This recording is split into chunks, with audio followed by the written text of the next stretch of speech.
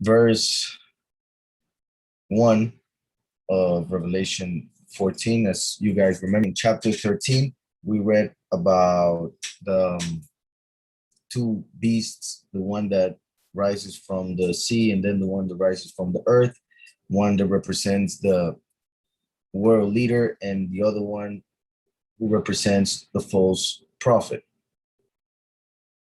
A world government and a religious power working together to fool the masses. They create the image of the beast, which will fool everybody, and they will accept that image of the beast as if it were the Messiah himself. So in the previous chapter, we saw all of that I just mentioned. It's already recorded, so you guys can go and see it if you want to later on. Now in this chapter, once again, we are going to see the Almighty telling us a long period of time in a nutshell, concentrating on the subject of the harvest, which is also called the transformation. It is the moment in which the chosen few who will not experience death will transform into their heavenly bodies and will pretty much go away from this reality into the eternal reality and will be given all substance for the 1,260 days following that moment, since during that time the worst plagues, the last plagues, the bowls of wrath will be happening on earth. So in Christianity, they call it the rapture, yet that is a wrong name for several reasons, not only the fact that it's not in scripture, but mainly the meaning of the word. In scriptures, we see, well, as I was explaining, and I will do it real quick, Christianity uses one verse that pretty much brings the whole doctrine of the rapture down, even though that's the verse they use to claim that doctrine or to preach it, which is the one from Matthew or Luke or Mark, where it says that in one day or that night, there will be two in one bed, one will be taken and the other one will be left behind. They even made a whole series about that subject with that doctrine called Left Behind. They made books, then they made movies, and they made tons of money interpreting the scriptures in one of the worst ways, because it's based on a false doctrine, the whole series. And not only that, the way they interpret certain other things that have nothing to do with the rapture doctrine, like for instance, the two witnesses that are coming according to Revelation 11, the way they portrayed in those movies is sadly very wrong. And therefore, there are a lot of Christians who have those books and movies who think of the book of Revelation in that way.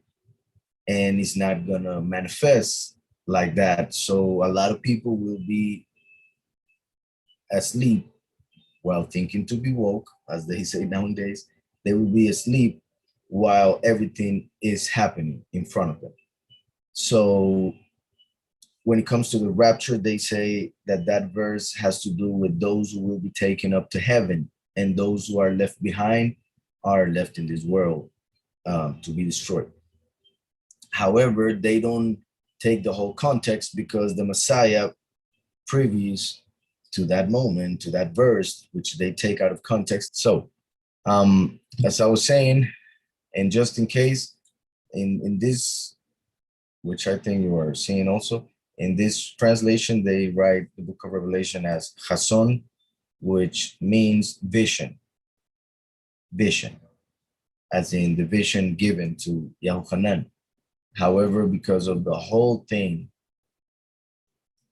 that we see in the book of Revelation, it is not only a vision. Therefore, it is my opinion, and not only mine, that the book would be called Higalut, or at least a certain variation of that same word or verb, gala, which means to reveal. As in, there's nothing hidden that wouldn't be revealed. So anyways, Hidgalut is how you may also find this book called in Hebrew. Here we have, as in Chazon. So as I was saying, in Christianity, they grab that verse and say one will be taken, the other one left behind. They made a whole movie series, a lot of money, and a lot of false ideas in the minds of Christians. Then, if we go to actual book, as you guys know, Yahushua was speaking about what would happen in the end times. And he said, when you see the abomination of desolation in the place where it should not be, and well, there's a little bit more said in that verse just in case. But he said those who are in Yahudah, and there's also a profound meaning to why he said those who are in Yahudah. But he said, go to the mountains, so flee. Because I tell you that night there will be two in one bed, one will be taken and one left behind. So Yahushua said first that there will be three. One would flee, and then two would be left, and one would be taken. Christians say that though they are those who are taken, they don't ever preach about those who flee to the mountains, which is weird, should be weird to those who hear. And those who are left behind are obviously bad, for they did the opposite of what Yahushua said. So the disciples asked Yahushua what would happen to those who were left behind. I mean, those who were taken, and Yahushua told them that they would be killed. And the best way to see it is in Matthew 24, where it says a dead body. For in other translations, they just wrote body, even though it's a dead body according to the concordance. So anyways, the rapture is based on a verse taken out of context, which has to do with people who are going to be killed, yet they take it as being saved and taken to heaven. Those who will be saved are actually the ones who fled to the mountains, for they obeyed Mashiach. Those who were taken did not obey, so they were taken to be killed, for they don't take the mark of the beast. And those who are left behind take the mark of the beast, so they are left in their homes. So those three are the three types of people that we see in the end times, and that Yahushua mentions in Matthew 24, Mark 13, and Luke 17. Now, with all that said, the true transformation, the true harvest happens, as Paul said, during the seventh trumpet, the last trumpet, which is, according to the book of Revelation, the seventh trumpet, which we already read, that was heard, or that was blown on Revelation 11. After the death of the two witnesses, the seventh trumpet sounded. So from Revelation 11 all the way to Revelation 14, we're pretty much jumping from the end of chapter 11 to the beginning of chapter 14. In the middle of those, we had 12 and 13, which had to do with 3.5 years of the virgin, the congregation, the chosen few, going to the wilderness when they flee to the mountains, as Yahushua said. And then we have the chapter 13 of 42 months, also 3.5 years, 1,260 days, in which the two beasts will get power and fool the whole world. So after those two chapters, we get back with the chronological order of the book of Revelation. So from the seventh trumpet to this moment in Revelation 14, we had those two parentheses, but now we go back to the order in time. So I repeat, Paul said that the harvest, the transformation, the chosen few would be taken in a blink of an eye during the seventh trumpet. And then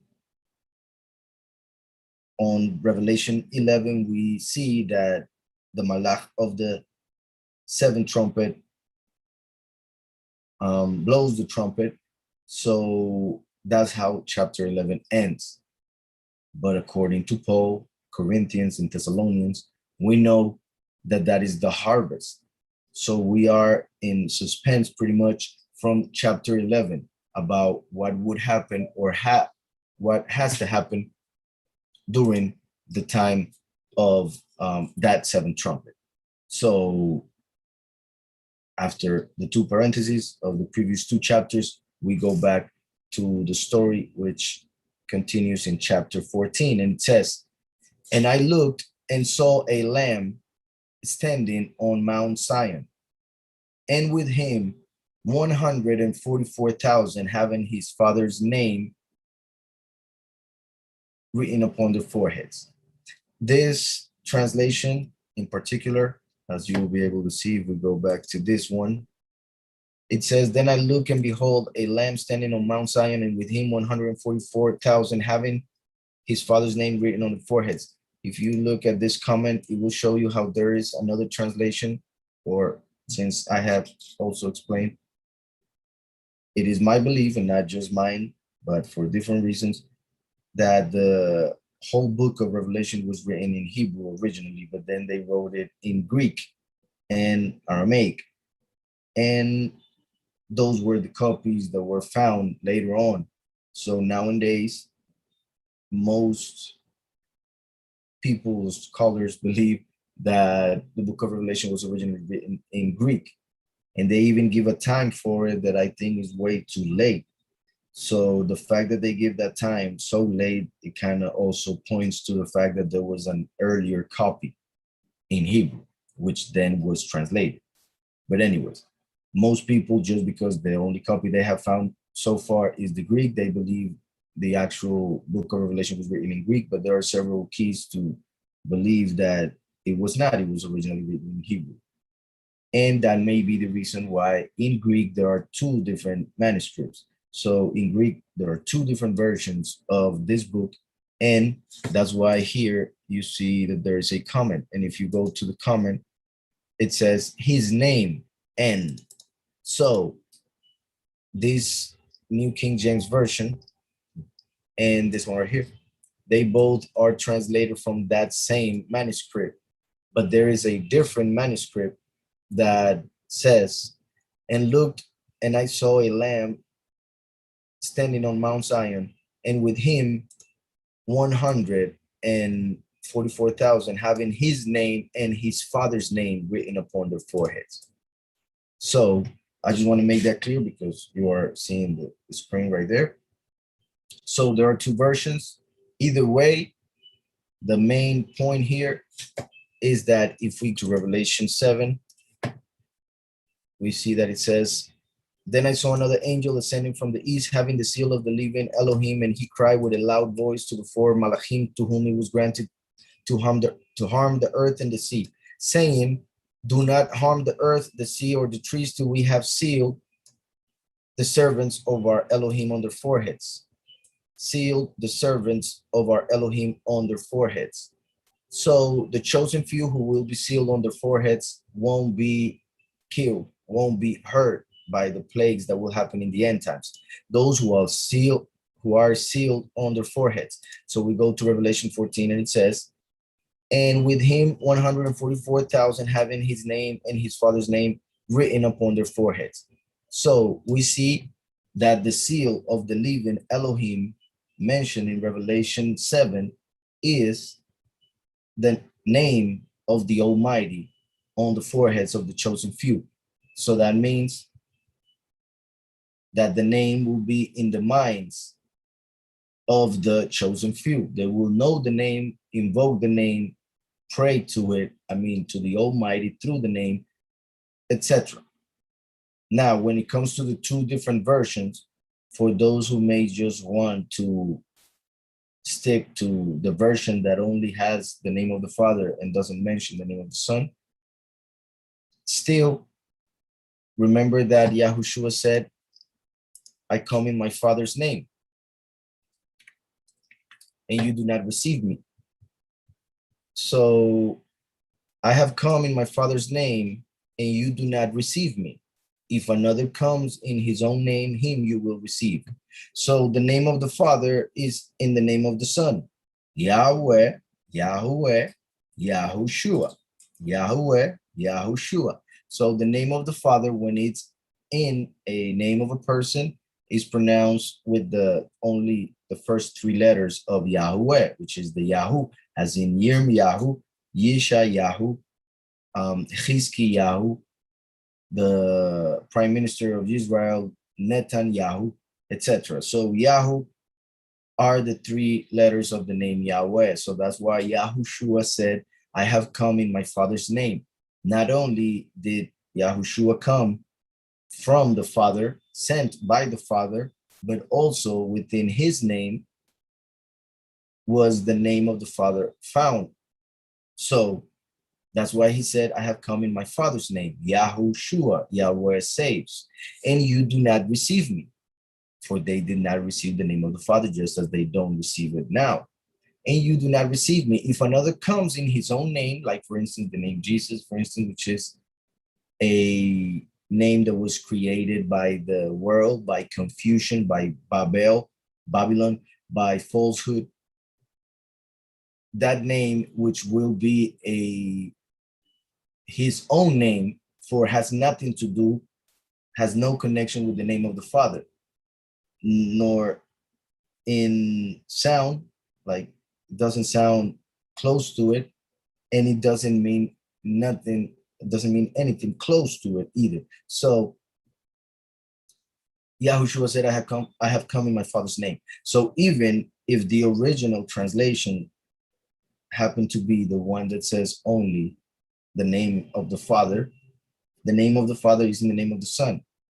That's why it's the name of the Son, which is under the heavens, the name above every name, so that man can be saved.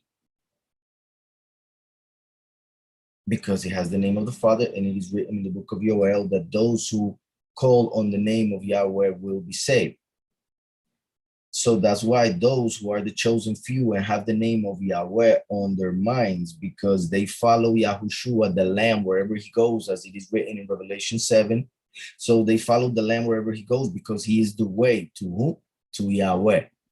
So Yahushua is the way. So the chosen few follow the Lamb wherever he goes, and he goes all the way to the Father, Yahweh, who is in the mind of the 144,000 who are sealed on their foreheads. So we saw on Revelation 7 that the seal of the living Elohim goes on the foreheads of the chosen few who won't be heard during the plagues of the end times.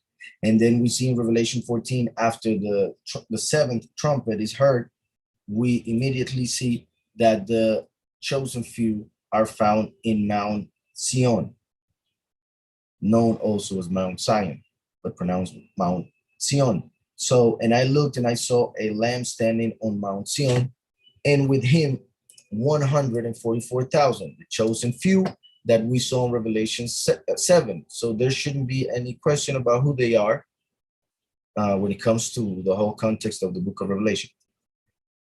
Having his Father's name written upon their foreheads. So there's a comment here. There you go. Some texts read having his name and his Father's name. So I lean towards the other version, of course, having his name and his Father's name. And I say, of course, because I think it's clearer, even though, like I said, the name of the Father is in the name of the Son. So the name of the Father also leads us to the Son. For the only way to know the Son is to have the Father. And if you accept the Son, is because you know the Father. And it is only the Father, the one who can reveal who is the Son. So there is a clear and important connection between both names, for they both lead to each other. The Father tells us who is the Son, and the Son is the one who shows us who is the Father, for he is the way.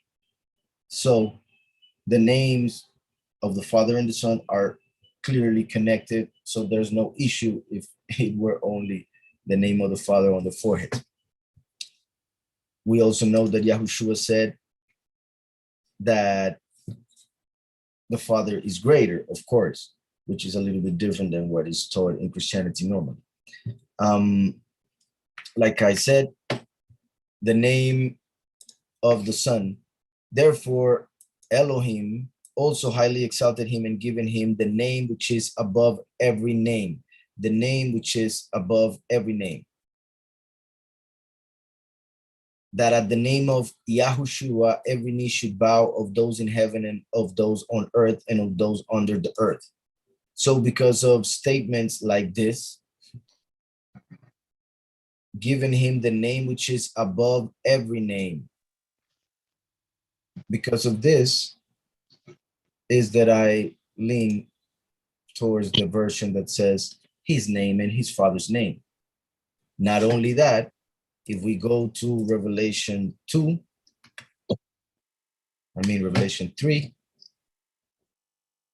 in verse 12, he who overcomes, I will make him a pillar in the temple of my Elohim, and he shall go out no more. I will write on him the name of my Elohim, the name of my Elohim, that is the seal of the living mighty one. But then he says, in the name of the city of my Elohim, the New Jerusalem, which comes down out of heaven from my Elohim, and I will write on him my new name. So if the chosen few will have the name of the living Elohim, Yahweh, the name of the New Jerusalem, Yahweh Zidkenu, and the new name of the Messiah, which would be revealed coming soon, then why and how is it possible that anybody could think that the name of the Son, Yahushua HaMashiach, the first, wouldn't be around there somewhere? So if Yahushua himself, well, Yahweh gave the revelation to Yahushua and he sent it through his malach, who said it to Yahuchanan and he wrote it down. So if the Almighty through Yahushua said that he will write on he who overcomes the name of the Father, the name of the New Jerusalem, and the name that he will receive during the second coming, then obviously the name during the first coming will also be included amongst those names. In fact, the name of the New Jerusalem, which is mentioned in this verse, is the same title that will be given to the second coming. Just as Yahushua HaMashiach was called Emmanuel, Elohim with us, in the same way, the last will be called Yahweh Zidkenu, according to the book of Jeremiah, which is also the title given to the New Jerusalem. So the fact that it says that he will write the name of the New Jerusalem and also his new name is pretty much saying the same. So since he will receive a new name is because he has another name. That other name is the one that he received during his first coming. Now that he appears on earth for the second time, he receives a different name. So both names will be on the foreheads of the chosen few, and obviously the name of the Father above both of them, for he is greater. So because of this chapter, because of the fact that he was given the name above every name, because of about 450 other verses in scriptures, is that I do lean towards the version that says, and with him 144,000 having his name and his father's name upon their foreheads.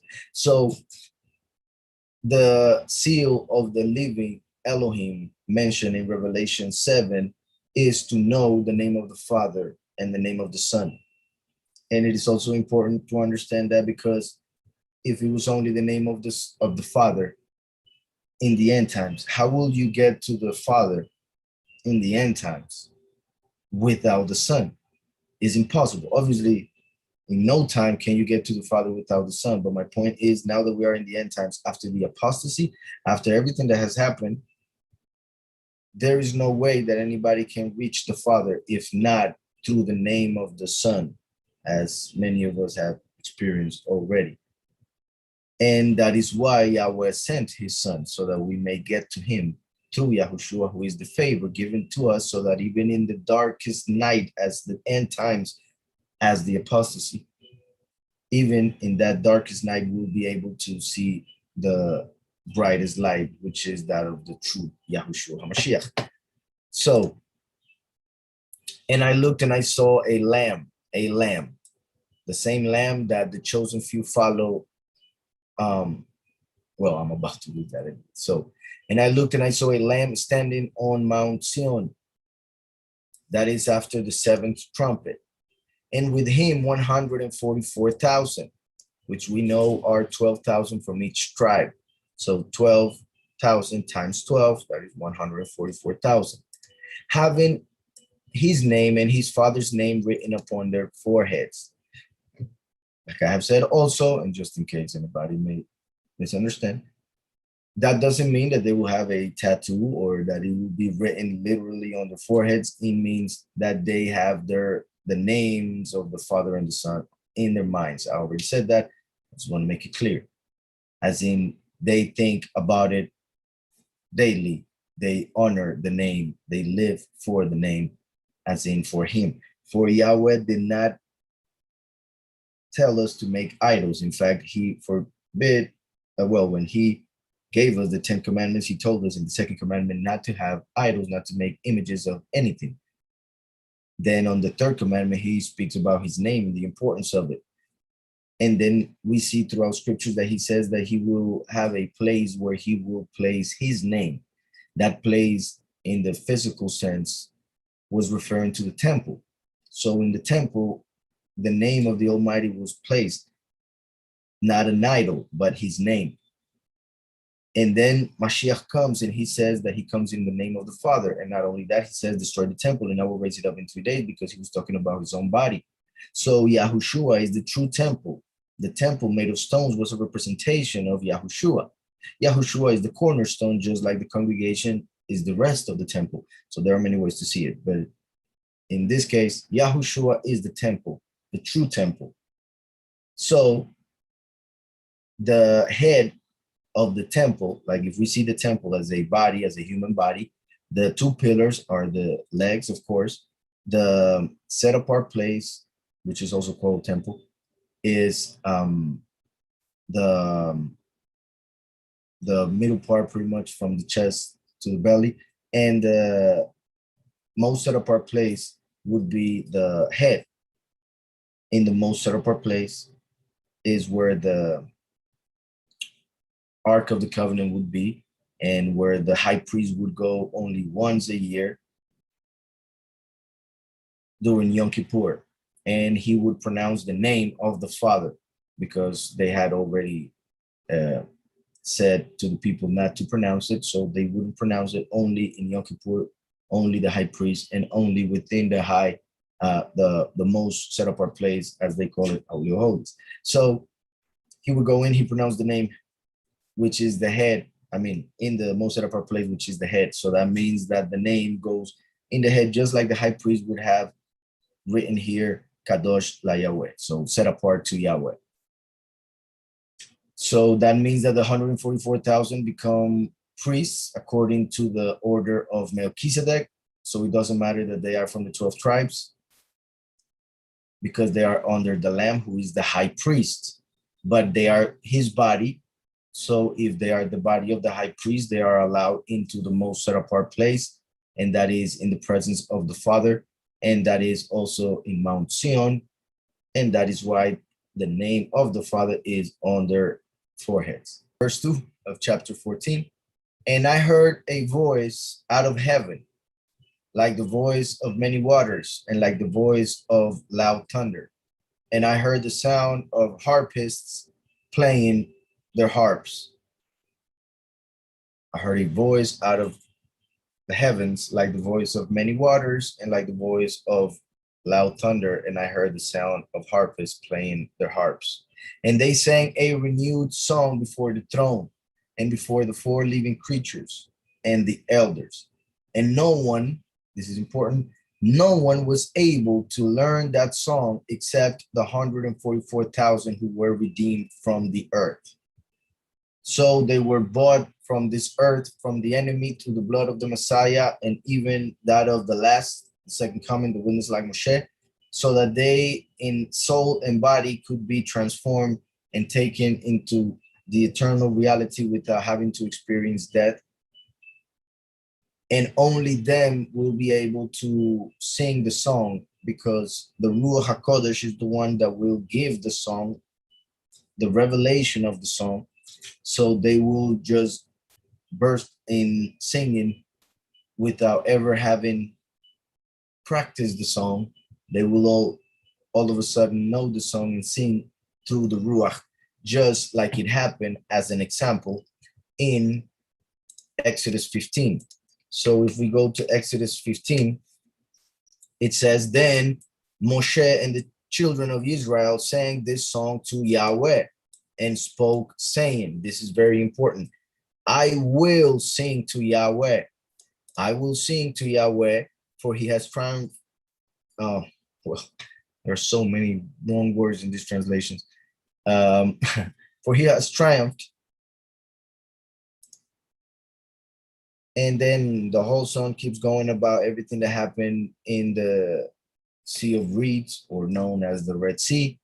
So he said, I will sing to Yahweh. So just as we just read that they are singing a song that only they know, we just read in Exodus 15 about Moshe singing a song after they crossed the Red Sea during the first Exodus coming out of Egypt.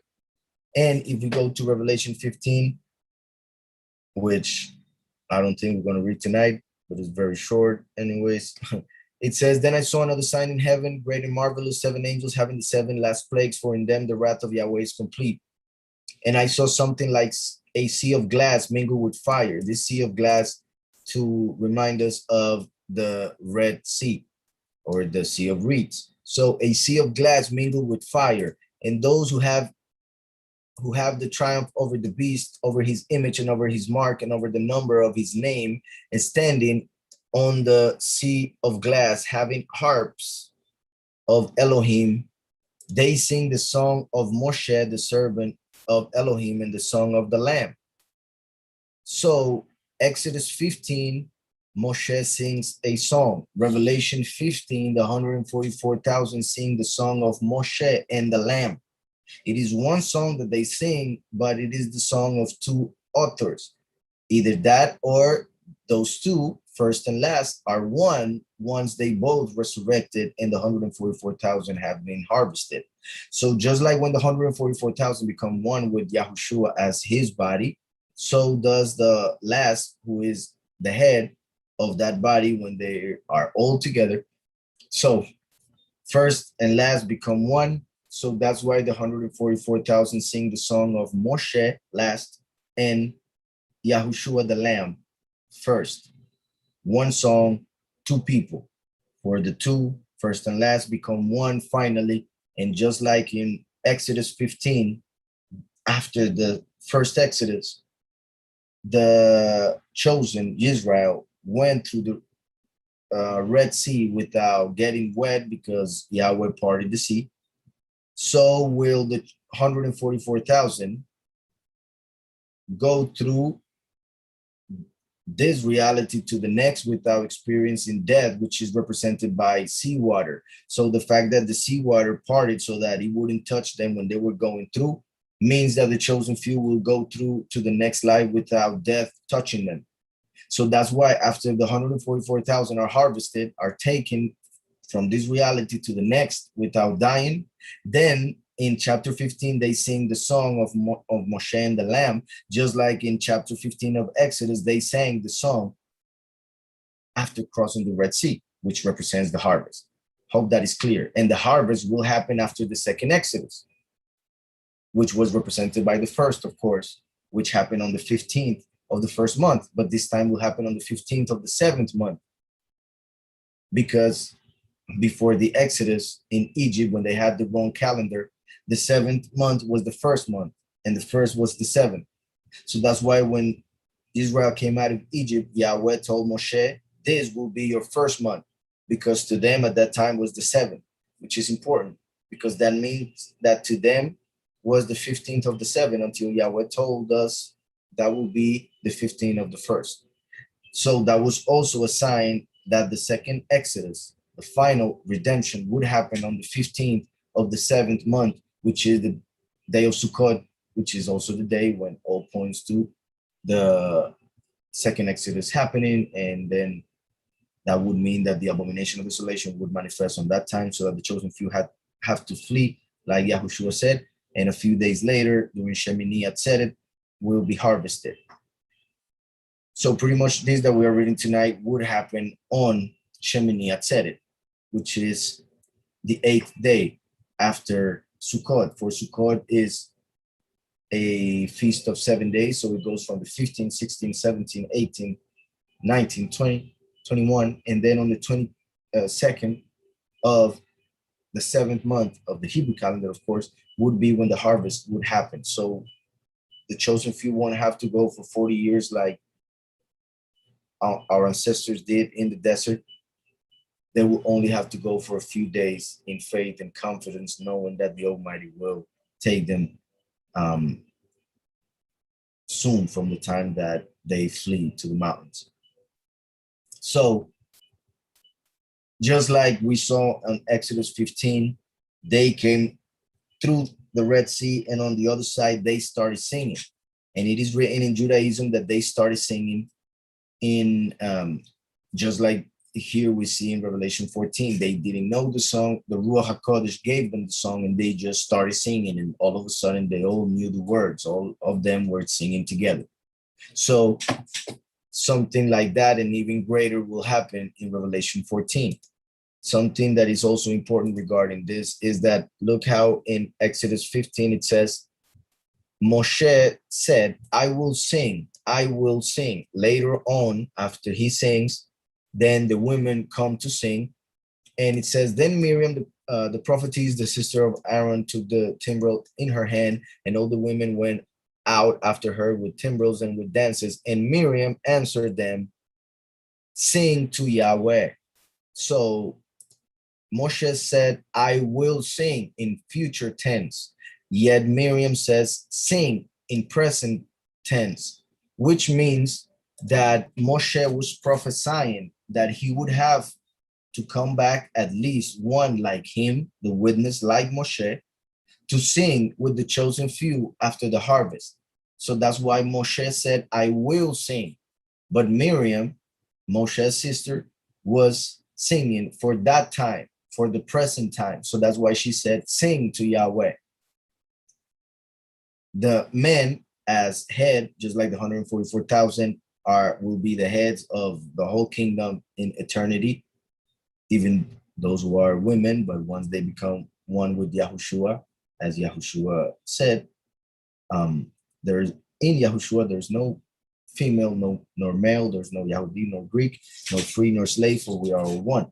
So the chosen few, even though, as I have said, women can be part of it, they are all represented by the male figure, which is Yahushua, and therefore as head, king, high priest, etc.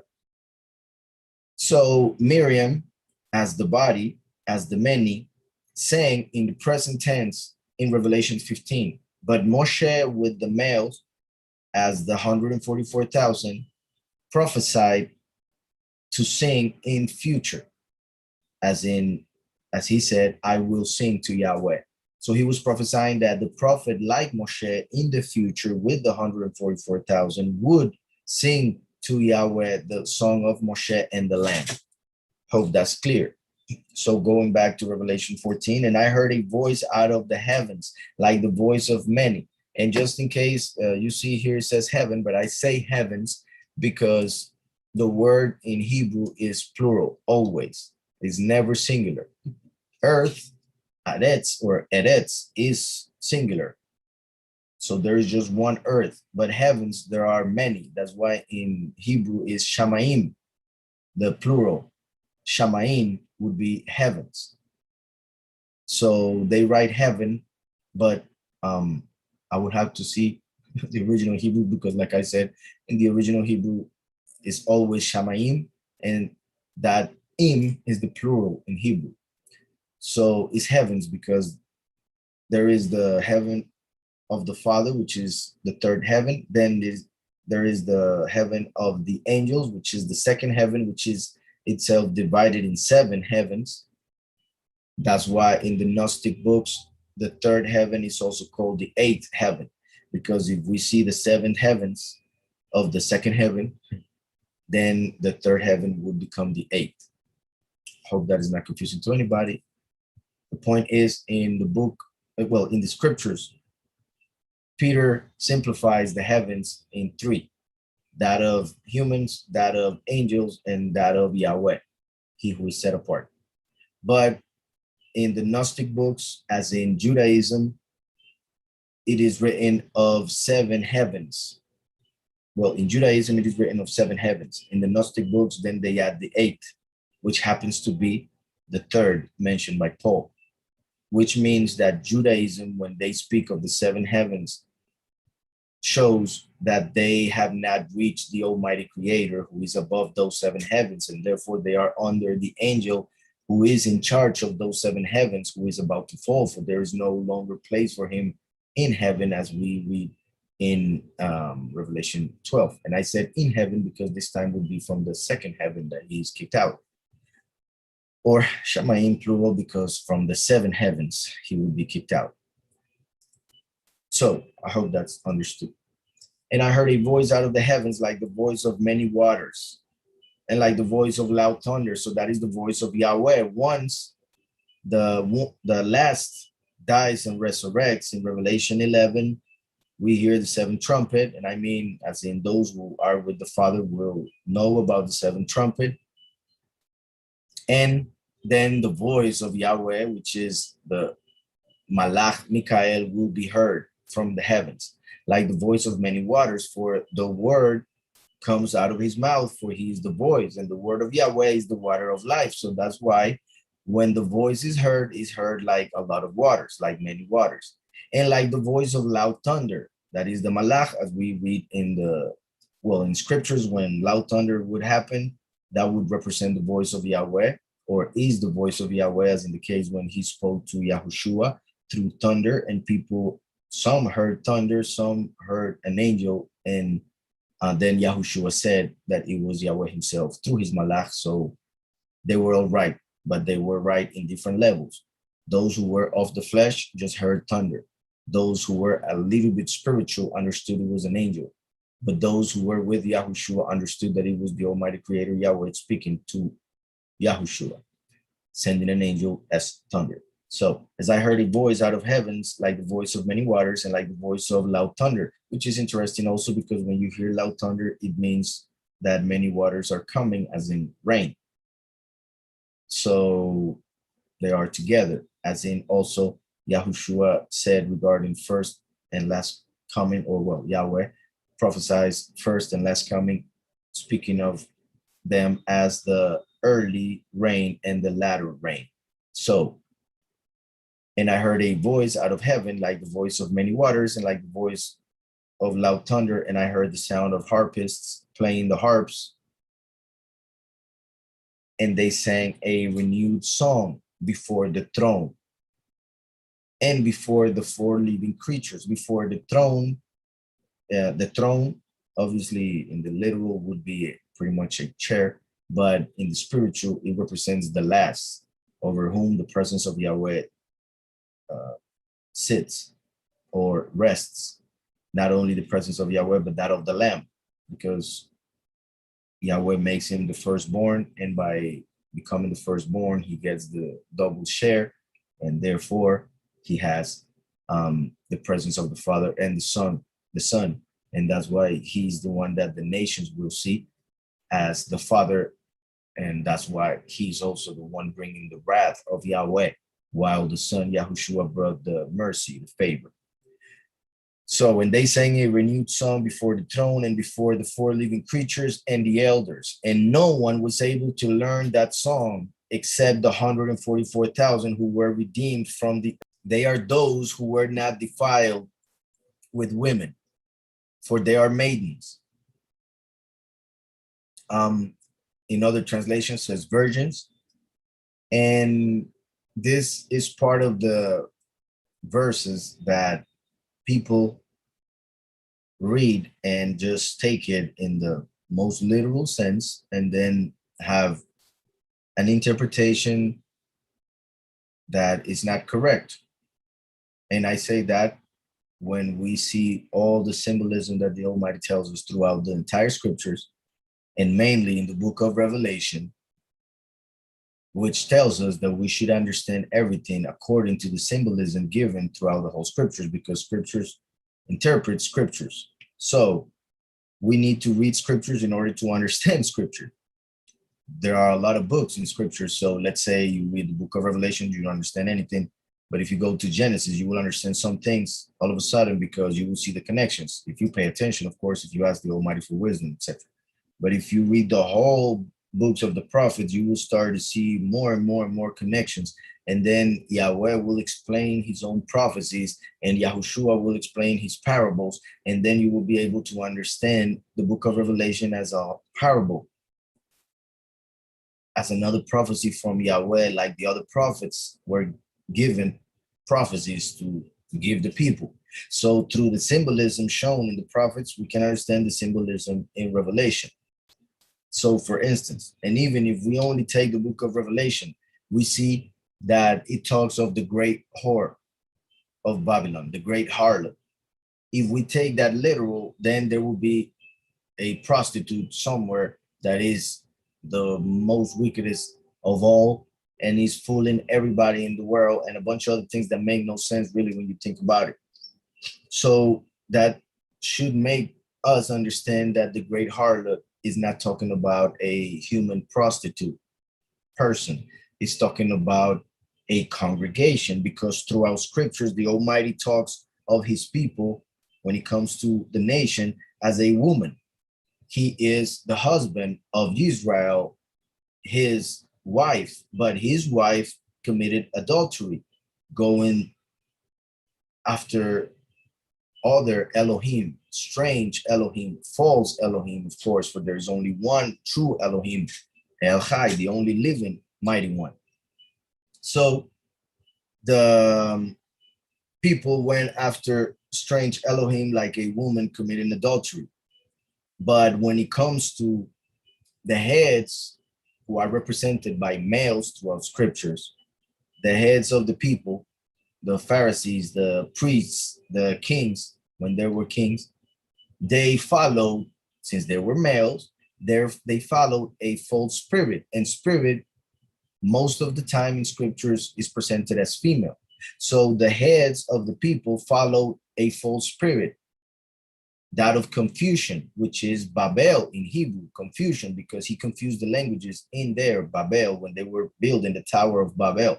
So Babel means confusion. The heads, as males, follow a spirit, female, of confusion. And that is a harlot, spirit of Babel. The harlot of Babylon is a spirit of confusion that leads the heads, as males, to death, pretty much. To their deaths. So the great harlot that the scripture tells us about is a spirit that is within a church, as they call it. For the Almighty calls the chosen few the virgin. So since the chosen few are a virgin that is being prepared for Mashiach, her husband, for the wedding of the Lamb in Revelation 19, then the counterpart when it comes to the evil one, the evil congregation, the false congregation in the world is called the Great Harlot. So we have a great virgin, and then on the other hand, we have the Great Harlot. Two congregations, for one is a congregation and the other one is a congregation. And since the congregation, in this case, for there are many, meaning 144,000 are a lot of people if we only see that group. When we compare it to the many, then they're just a few, for the many are millions. But in this case, my point was that when we see a group of people, they are seen as female. The head of those people is seen as male, and the head will be singular, for one body has one head, even though it has many extremities. So the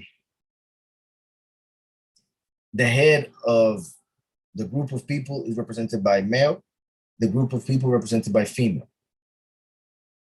So just like the chosen few are several people, and they are called a virgin woman, the one from Revelation 12, now that they are being seen as separate heads individuals, for they are counted head by head, 144,000. Since they are seen as individuals, then they are mentioned as males. I hope that is being clear for you. I think it's actually a really good way to understand this point.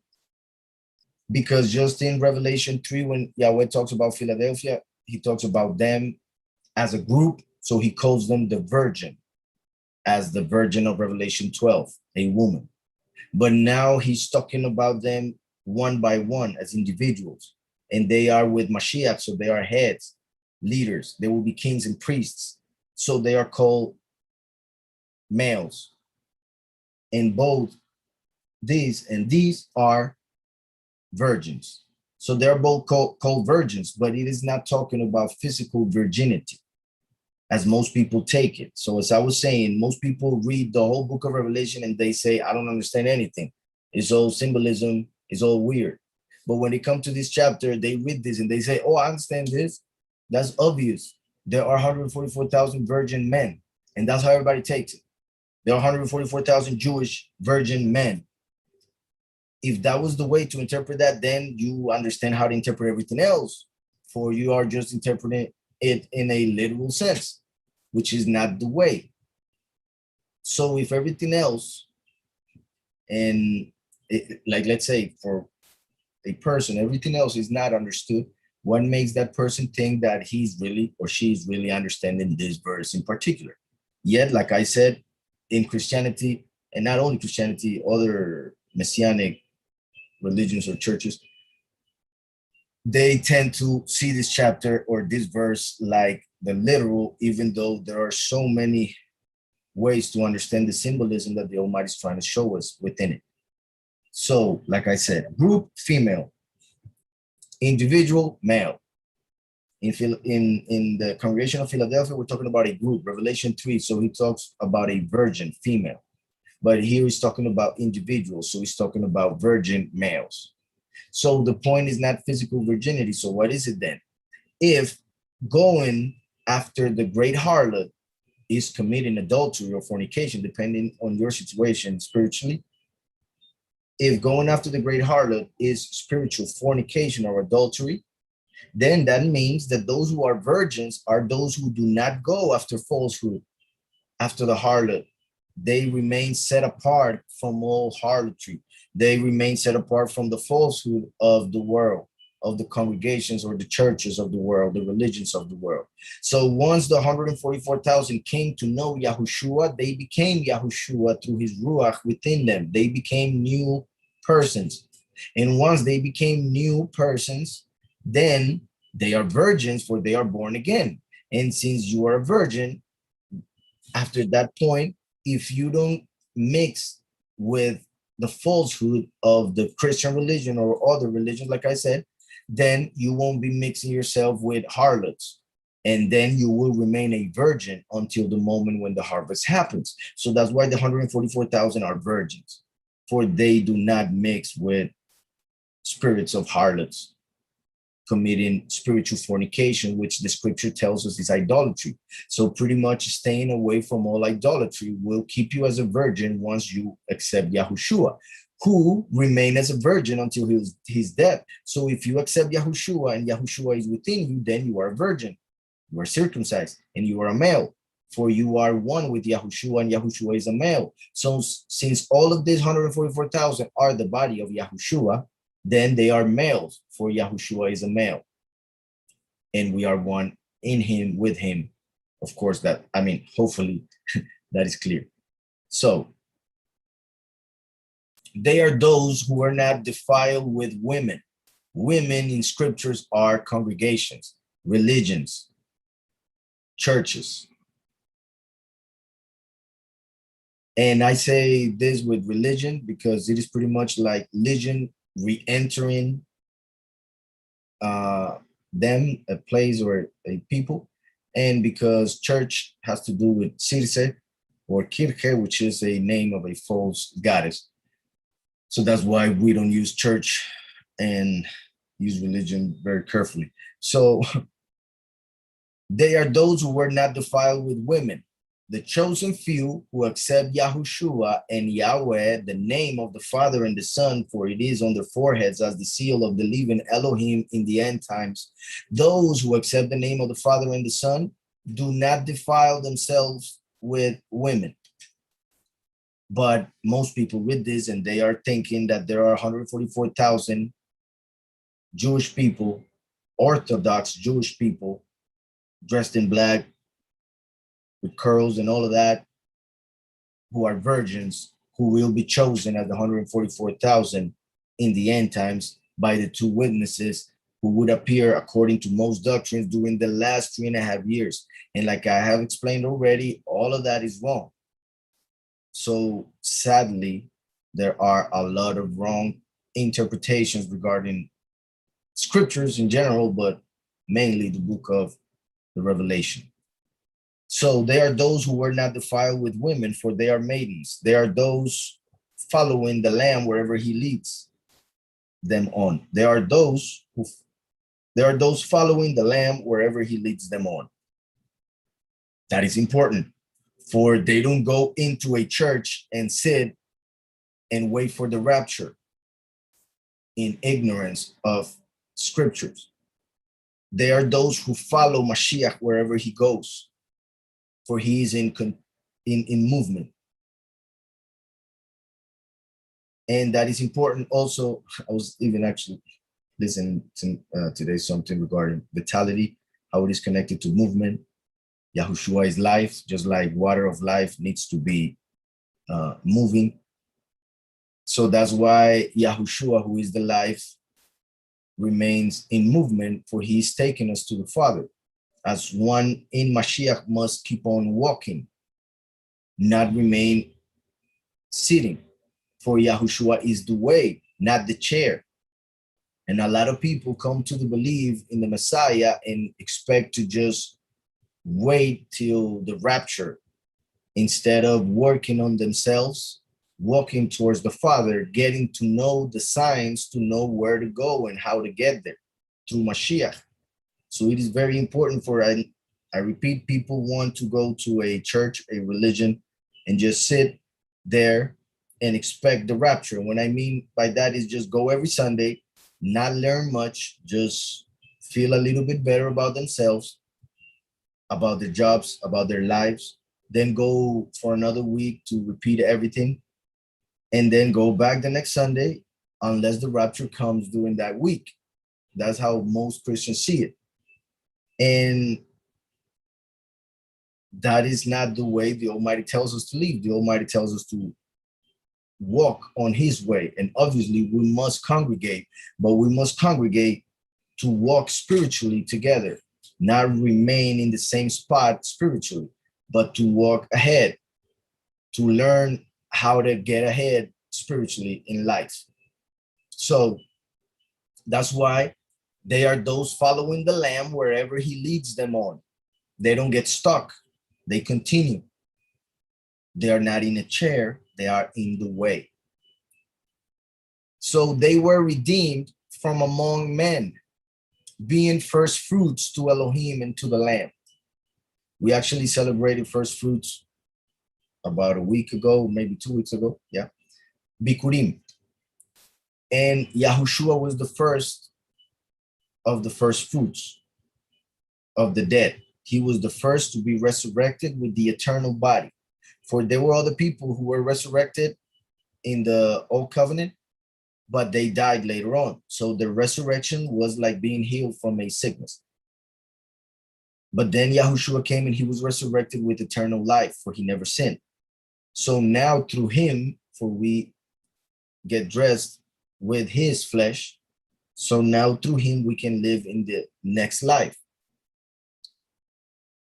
get eternal life after we change this body for the eternal one, which we get through our belief in him.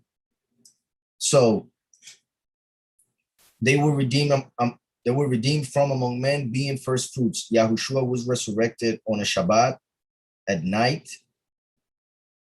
And then when the morning was coming, Miriam went to see the tomb and she found it empty. And then Mashiach appeared to her. and told her to go to his disciples and tell them about that, which shows how Yahushua would see male and females as equals, and shows how Yahushua was bringing the female up to the level of men, since before that, because of Eve eating the fruit, people would see females as lower or less important than men. But then Yahushua brought them back to the level of men through his death and resurrection, pretty much by paying for what Eve did. Then Eve has no reason for being lower. So that's why before they wouldn't accept females as witnesses. But then Yahushua resurrects and chooses Miriam as the first witness of his resurrection. So that was key. And as I was saying, since Yahushua was resurrected on a Shabbat at night, then he was ready to be presented to the Father as the first fruits on the first day of the week, as the Almighty tells us in Leviticus 23. So he presented himself before the Father on the first day of the week as the first fruits, Bikurim, and he fulfilled that feast. He died on Pesach, and he fulfilled that feast as the Lamb of Pesach.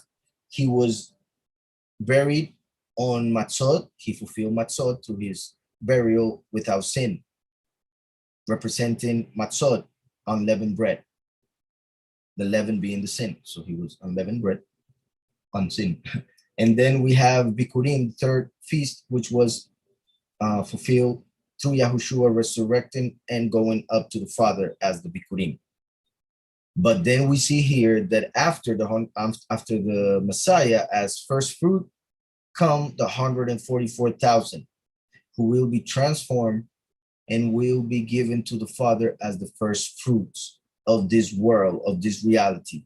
Meaning, and that's why it's being mentioned here, in the seventh trumpet, the harvest happens. And since the harvest is happening, and that word has to do with the fruit of the earth, then we see here of the first fruits of the earth, because this world was created for the few to be, well, to come to reality, to existence, and receive Yahushua in order to become kings and priests in the coming world. So they were redeemed from among men. So all men will have to die, but these 144 won't, because they were redeemed from among men. Being first fruits, because they will be the first to be taken to heaven, to be taken up as fruits of this reality. For this reality was created to give fruit, and not like the fruit we take from the earth, from the soil.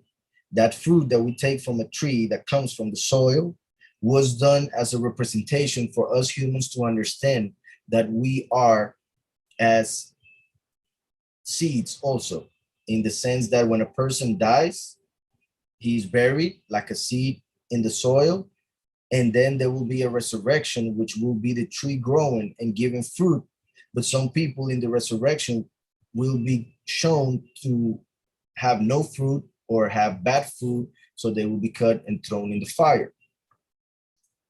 Another way of seeing it, Yahushua, of course, is the word of Yahweh. The word of Yahweh is the seed. So we are the soil in which the seed must come, so that we may become trees and give fruit of our lips, which is confessing the name of the Father, which is sacrifice of praise, according to Hebrews 13:15. So sacrifice of praise, it is to give the fruit of our lips, confessing the name of the Father, Yahweh. So if we confess the name of the Father, which is written on our foreheads as the seal of the living Elohim, then we are giving fruit, then we are trees. And if we are trees, then we can or could be part of the first fruits.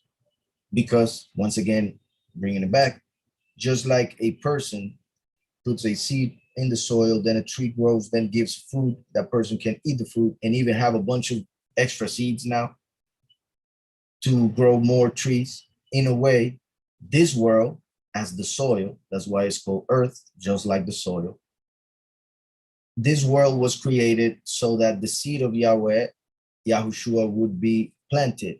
And then 144 trees, 144,000 trees would grow in the world. And from those, Yahweh would get the first fruits during the harvest in the end times, when the time of the harvest comes. Like when Yahushua said, you are hypocrites because you see the signs of the heavens and you understand when the water comes, when the harvest comes, but you don't understand the signs of the times, the true signs, as in when Yahushua came, and now in this time when the second coming must happen.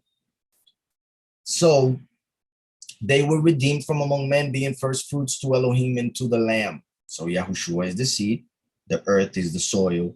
Yahweh planted on this reality, in this reality, his word, which is Yahushua, for 144,000 trees to grow and give fruit by confessing his name, which is sealed on their foreheads. So that's why they are first fruits to Yahweh.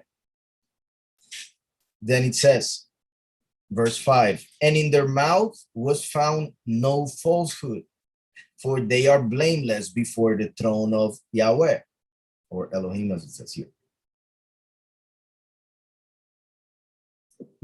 So, and in their mouth was found no falsehood, for they are blameless before the throne of Elohim. If we were to interpret the previous verses like they do, and say that they are all Jewish and virgins, physical, in the physical sense, then we would have to say here that they have actually never told a lie, not even by mistake, not even by error, not even by omission. And we would have to say that they are completely blameless before the throne of Yahweh. And if that were so, then there would be no point for Yahushua to have come. For these 144,000 would have been able to fulfill that job, for they wouldn't have any sin. So any of them could die for the whole world. But the fact that it says this is because they are one with Yahushua. And since Yahushua is the truth, his name is the truth. So they don't confess the name of the world, which is falsehood. They confess the name of the truth, which is Yahushua. So in their mouth, no falsehood was found, for they do not accept falsehood of the world. And once again, they were born again. So even if they have lied or used a false name, once Yahushua comes to their life, they are renewed. They are made new creations. So in their mouth was found no falsehood, for they are blameless before the throne of Yahweh. They are blameless because they are covered in Yahushua. They are covered by the body of Yahushua. We could say the blood of Yahushua, of course, but the blood is more connected to the many, while here would be the flesh of Yahushua covering us, so that when Yahweh sees us, he sees Yahushua. So since Yahushua is blameless, he never committed a sin during his life, so never ever, still to the point and forever, of course, since now he's not even able to be tempted like when he was on earth, for he's on a higher level after his resurrection. So since he is blameless before the Father and we are covered by his flesh, then the Father sees him when he sees us. So he sees us as blameless, and that is huge. And I hope that is understood. I repeat real quickly, if we were to interpret this in a literal sense like they do, then Yahushua would have no point in coming, having come 2,000 years ago. What would be the point for that? 144,000 without sin, without falsehood in their mouths, they could die for everybody else. So that is a wrong interpretation. It is written, and it would be a contradiction if this were literal. It is written that all men have sinned and therefore fall short of the promise that is given through the seed of Abraham, which is Yahushua HaMashiach. So the promise that inheritance can only come to us through the Messiah, who is the owner of that inheritance. So he can share it with us if we are willing to confess his name and confess him as Savior and make him known in this world. So the inheritance is his. The Pharisees wanted it for themselves, so they killed him, not understanding, because Lucifer himself was in darkness about this subject, still is, even though a light was given to him. So just like they killed him because they wanted all his power, they didn't understand that by killing him, they were actually making a way for us to receive that power by believing in him. So in their mouth was found no falsehood, for they are blameless before the throne of Yahweh. And I saw another messenger flying in mid-heaven, holding the everlasting good news to announce to those dwelling on the earth, even to every nation and tribe and tongue and people. So this is important. It can be seen in a couple of ways, because in a way, this could be seen as the Almighty telling us about the 144,000 when they are already in the presence of Yahweh, and then telling us how they got there. How? Because the Malach of Yahweh, Michael, appeared on earth with the good news, meaning preaching of Mashiach, and therefore they listened and they were able to be chosen, because many are called, but few are chosen. Another way of interpreting this is that after the two witnesses preach, are killed, and are taken, and then the seventh trumpet happens and the chosen few are taken also, the teaching that they gave will remain on this earth through the technology that exists, even though obviously the beast will try to get rid of it. But like a few people perhaps will be able to keep some of it so that it can be shared by those who will be against the system of the beast, which will be already in control at that time for 42 months.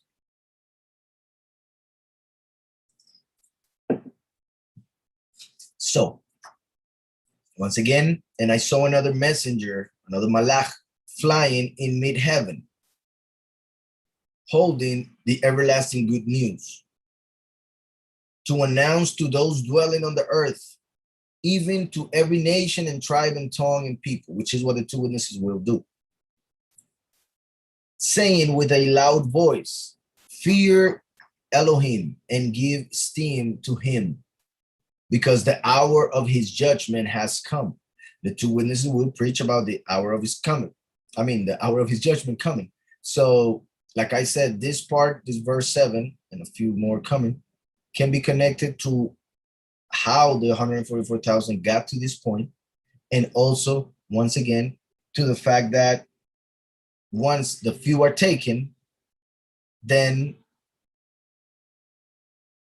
the door for mercy will be closed, and therefore the only way for anybody to be able to enter the kingdom will be through death. So that's why all of this that is being said here is said, and well, I have a few verses to go, so I'll just read the whole statement and then talk about it.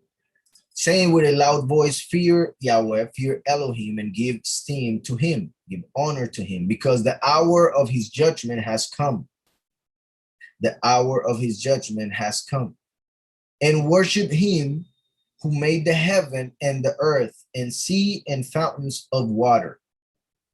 The fact that he says this, which should be obvious, is because everybody's worshiping somebody else or something else, for they worship the creation instead of the creator. So that's why at that moment, when everything is done and said, this will be confirmed pretty much for the last time, as in there will be no excuse by this moment in time when already first and last came and died.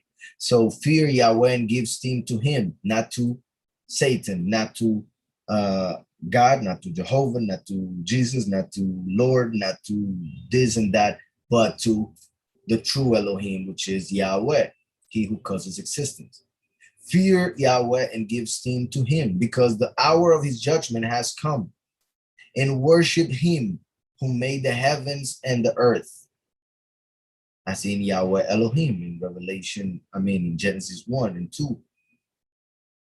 In the beginning created Elohim the heavens and the earth. and worship him who made the heavens and the earth and sea and the fountains of water. And another messenger followed. So there is another way of seeing it other than the other two I was saying. Remember that the book of Revelation is written in the fourth level of interpretation, which is called Sod, and means secret or mystery. So it means that it has plenty of levels of understanding. So, for instance, we just saw one messenger with the good news. Now we see here another messenger. Then after we read about these messengers, then I'll go ahead and explain how this can be seen. So, and another messenger followed, saying, Babel is fallen, is fallen. Here we see the name Babel, which means confusion, known as Babylon later on. We see here a couple comments. Well, the fact that Babel is fallen is also seen as a quote from Isaiah 21:9 and Jeremiah 51:8. Just gonna read that one. Jeremiah 51:8, it says, Babel has suddenly fallen and been destroyed. Wail for her. Take balm for her pain. Perhaps she may be healed. And the other one, Isaiah 21:9. It says, pause and wonder, blind yourselves and be blind. Like the people of nowadays, they want to be blind by choice. That's why they blind themselves. Blind yourselves and be blind. They are drunk, but not with wine. They are drunk with the wine of the fornication of the great harlot of Babel, which is idolatry. They stagger, but not with intoxicating drink.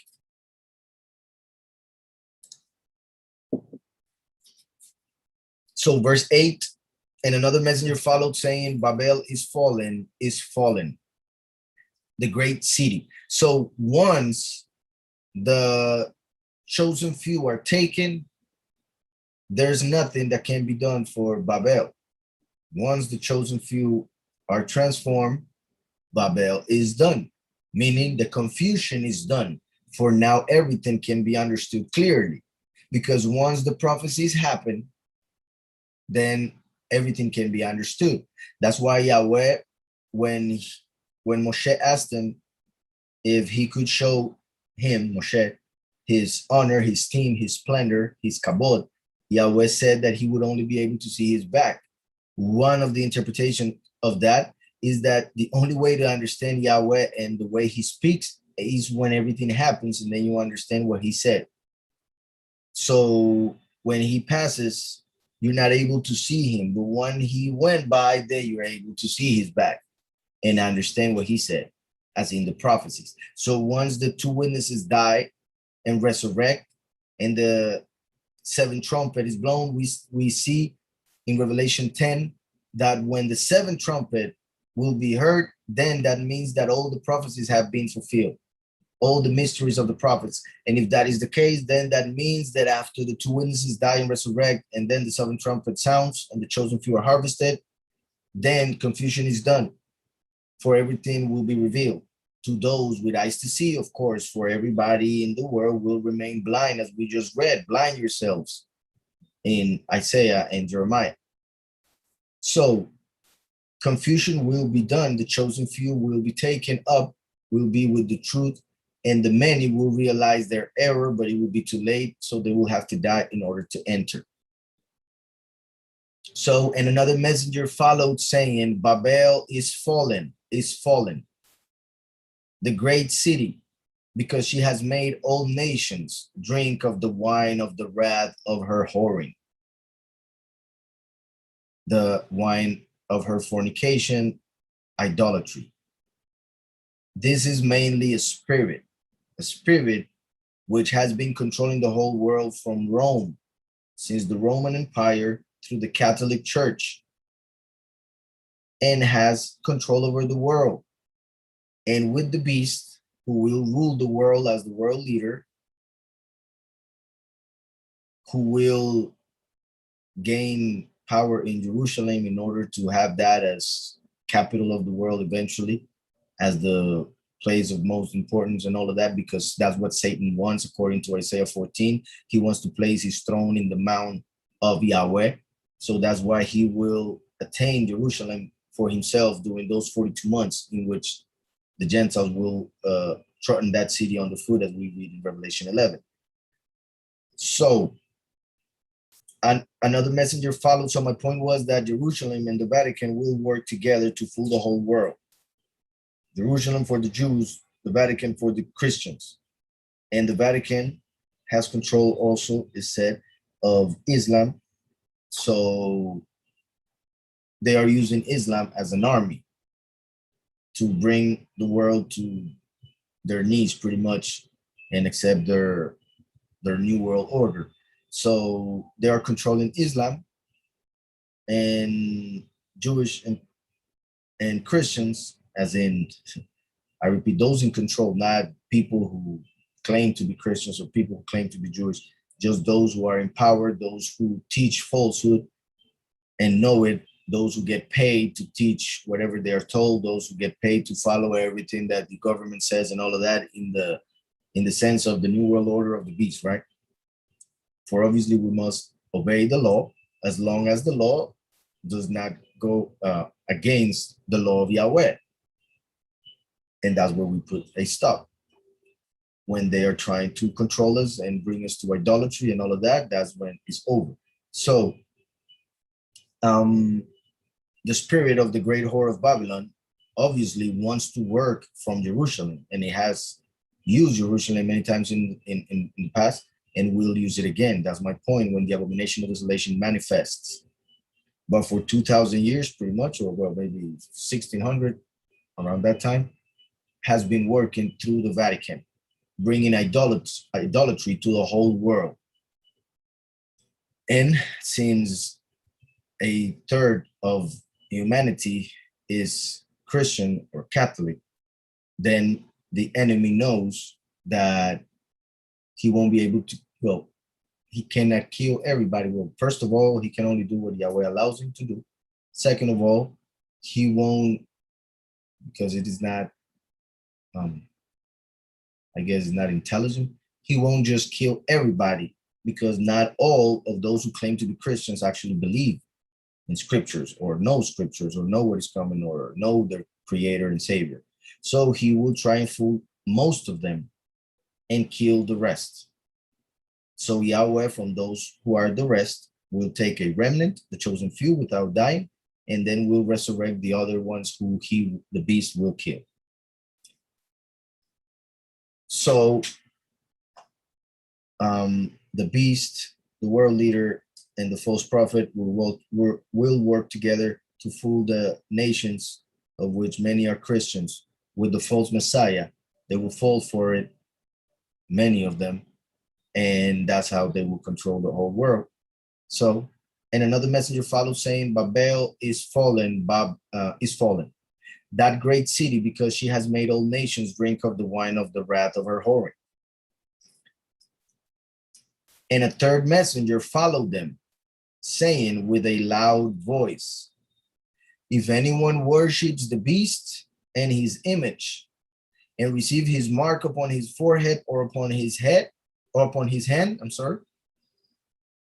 if anyone worships the beast and his image and receives his mark upon his forehead or upon his hand, he also shall drink of the wine of the wrath of Yahweh, which is poured out undiluted into the cup of his wrath. And he shall be tortured with fire and sulfur before the set apart messengers and before the Lamb. And the smoke of their torture goes up forever and ever, and they have no rest day or night, those worshiping the beast and his image. Also, if anyone receives the mark of his name, the mark of his name. I already talked about some of the names that add up to 666, which you can see in the previous chapter, Revelation 13. So here is the endurance of the set apart ones. Here are those guarding the commandments of Elohim and the belief of Yahushua. That is beautiful. that they actually write the name Yahushua in Hebrew and the correct way. That is beautiful.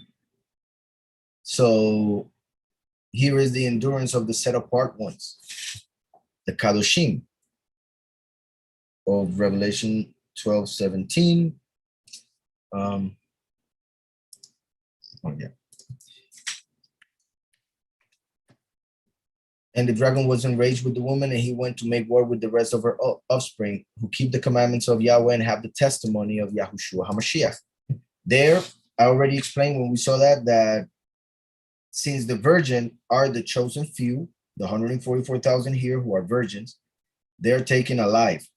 So the enemy cannot kill them. So he goes after those who claim to follow, well, those who follow the commandments. Those who just claim to follow the commandments will just get the mark of the beast. But those who actually follow the commandments of Yahweh will prefer to die instead of getting the mark. So that's why we see in, well, from the beginning of scriptures till chapter 12, in this case, till this verse, we see that Yahuhanan and the martyrs are killed and Yahuhanan in prison because of the word of Yahweh and the testimony or believe in Yahushua HaMashiach. So the word is his name. The testimony is to preach about what he did, dying, resurrecting through the power of Yahweh, the Almighty Creator, for our sins. So one has the name as the key, which is the word of Yahweh, the confessing of his name, as in Romans 10. But the other one has the testimony of what he did without the name attached to it. So in Romans 10:10, we see that with the heart one believes unto righteousness, justification, the belief, the testimony. But with the mouth one confesses for salvation. That is the name of Yahushua for salvation. So salvation and justification are two different ways, as in the two keys given to the chosen few, the key of death and the key of Sheol. There are two keys, for there are two ways to enter the kingdom of Yahweh. One that is narrow and one that is broad, the few and the many. Unfortunately, in Christianity, they teach that the narrow is the one that actually enter heaven, and the other one is the one that goes to hell. But the scripture says that that one goes through perdition, meaning that those who go through it will have to die.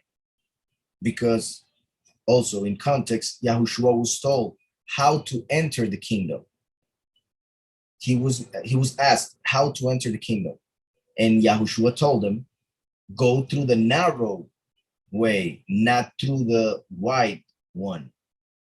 Meaning there are two ways to enter, because he was asked how to enter. He was not asked how will it be for those who enter and those who go to hell.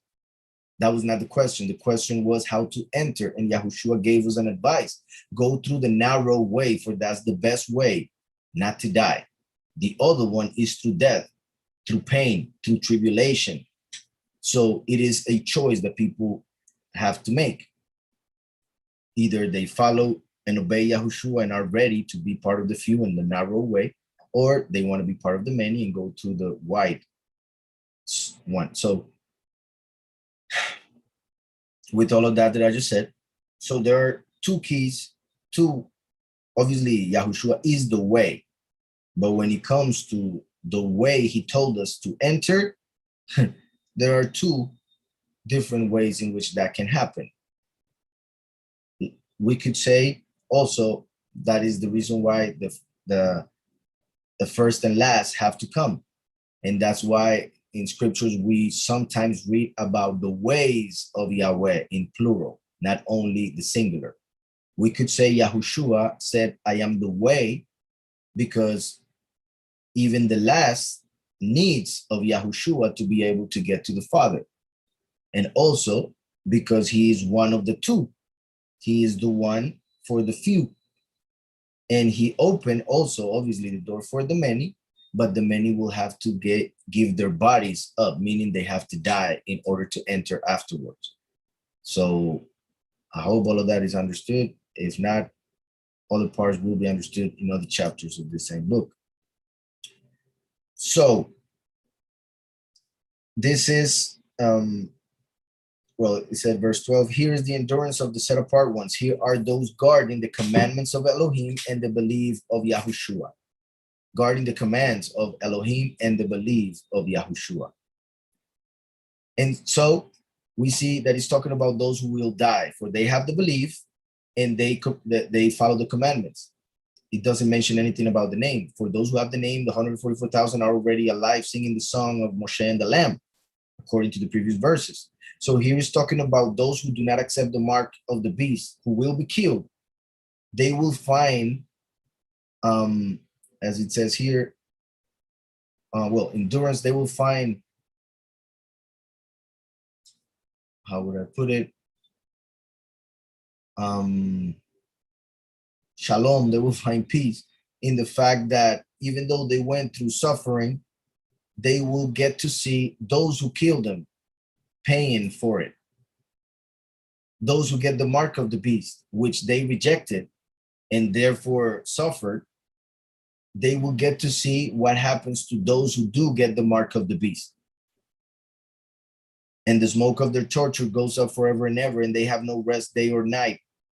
Those worshiping the beast and his image also, if anyone receives the mark of his name, the mark of his name. So the name is so important that it has also a lot to do with the mark of the beast.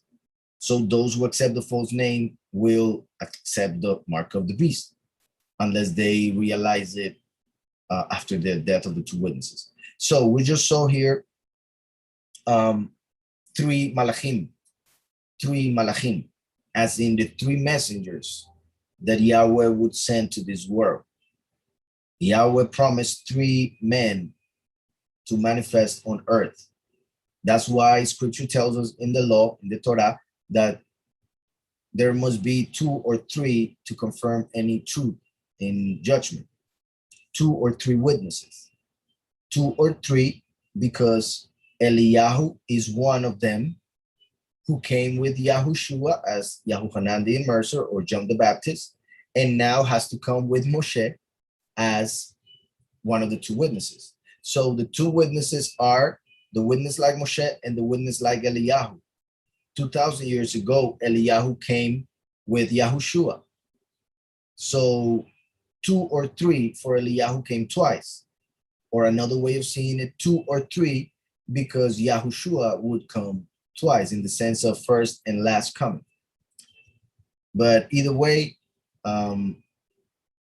Yahweh promised 3 people, which are mentioned also as being awaited by the Jewish people in John 1. John 1, read carefully, it's very long, but there's a part when they go to John the Baptist to ask him about him. And he says, I am not Elijah, I am not the Messiah, I'm not the prophet. So that shows that they were waiting for 3 people. The Messiah is one, the prophet like Moshe is another one. Christians mix them both and believe that only 2 had to come. So now when the 2 witnesses are mentioned, they have no idea who they are, and they say they are just 2 guys that will preach to the Jewish people in the end times after the church is taken, according to their belief. So, as I was saying, there are 3 people that Yahweh promised: Mashiach, Eliyahu, and Moshe. Eliyahu would appear with Mashiach and would appear with Moshe. So that's why it places him in the middle. Just like in John 1, when he was asked first about if he was Mashiach, he said no. Then he was asked if he was Eliyahu, and he said no. And then he was asked if he was the prophet, and he said no. So Eliyahu in the middle, for he would come with the first and with the last. Yahuhanan, the Baptist, claimed not to be Eliyahu, for they were asking for the Eliyahu of the end times. And also because Yahuhanan was not very clear about who he was, about what he was fulfilling. Even though he had the Ruach only reveals to the prophet that which the prophet needs to know for his own good. So going back to, let me see, what time is it? Going back to the first messenger, we can see each messenger as one of the 3 messengers that Yahweh would send. Yahushua came to give his flesh, which in Hebrew is basar. Basar in Hebrew is flesh. And the good news, sadly, here they just wrote good news. Well, not sadly, that's fine, but let me just show it in the Hebrew, Besorah, the good news. So Besorah is good news. You can see here Besor. If you take the vav out, you have basar, and that would be flesh. The connection between flesh and good news is the fact that when a dad, the head of the household, was able to bring animal flesh, an animal to the house in order to eat, was good news, for they would have life for the next day. So bringing an animal that was taken for food to the house was good news. So that's why the connection between basar and besorah, between flesh and good news. For the good news of Yahweh, of his kingdom, are the fact that Yahushua gave his flesh for us. So we may be covered in his flesh and be seen by the Father as blameless, with no falsehood in our mouth, because he gave us his flesh to cover our iniquities. And therefore, we are blameless before the Father, before his throne, because of the Besorah, the good news that he gave us his basar, his flesh. So here in Besorah, this first letter, the bet, is it is also used in Hebrew as a preposition, so it means in or with. So then we have shor here, which means ox. Yahushua came as the lamb. The last comes as the ox of Yom Kippur. So it is interesting that Yahushua came to give his flesh, and the last comes to preach about that, which is the good news that he gave his flesh, the Besorah. So it is as if the shor came with the good news of the Ruach, which is represented by the letter Hey. So the letter Hey represents the Ruach. So when you pronounce Hey, you must use your breath, and the breath is the Ruach that Yahweh gave us for life. Shor is the ox, the second coming, the last, the witness like Moshe. And Bet is with or in, is also the temple. So with the ox comes the Ruach through the good news of the temple, which is Yahushua,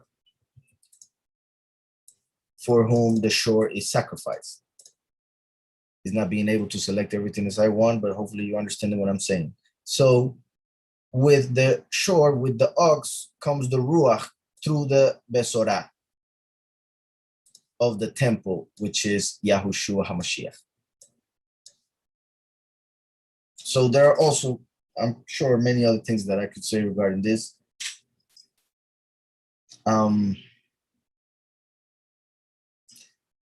So yeah, I'm just gonna leave it there. But well, for instance, here you can see this as the temple, and the shin as the fire of the altar outside of the temple, and men getting next to it to sacrifice for Yahweh. The head as the high priest sacrificing in the temple.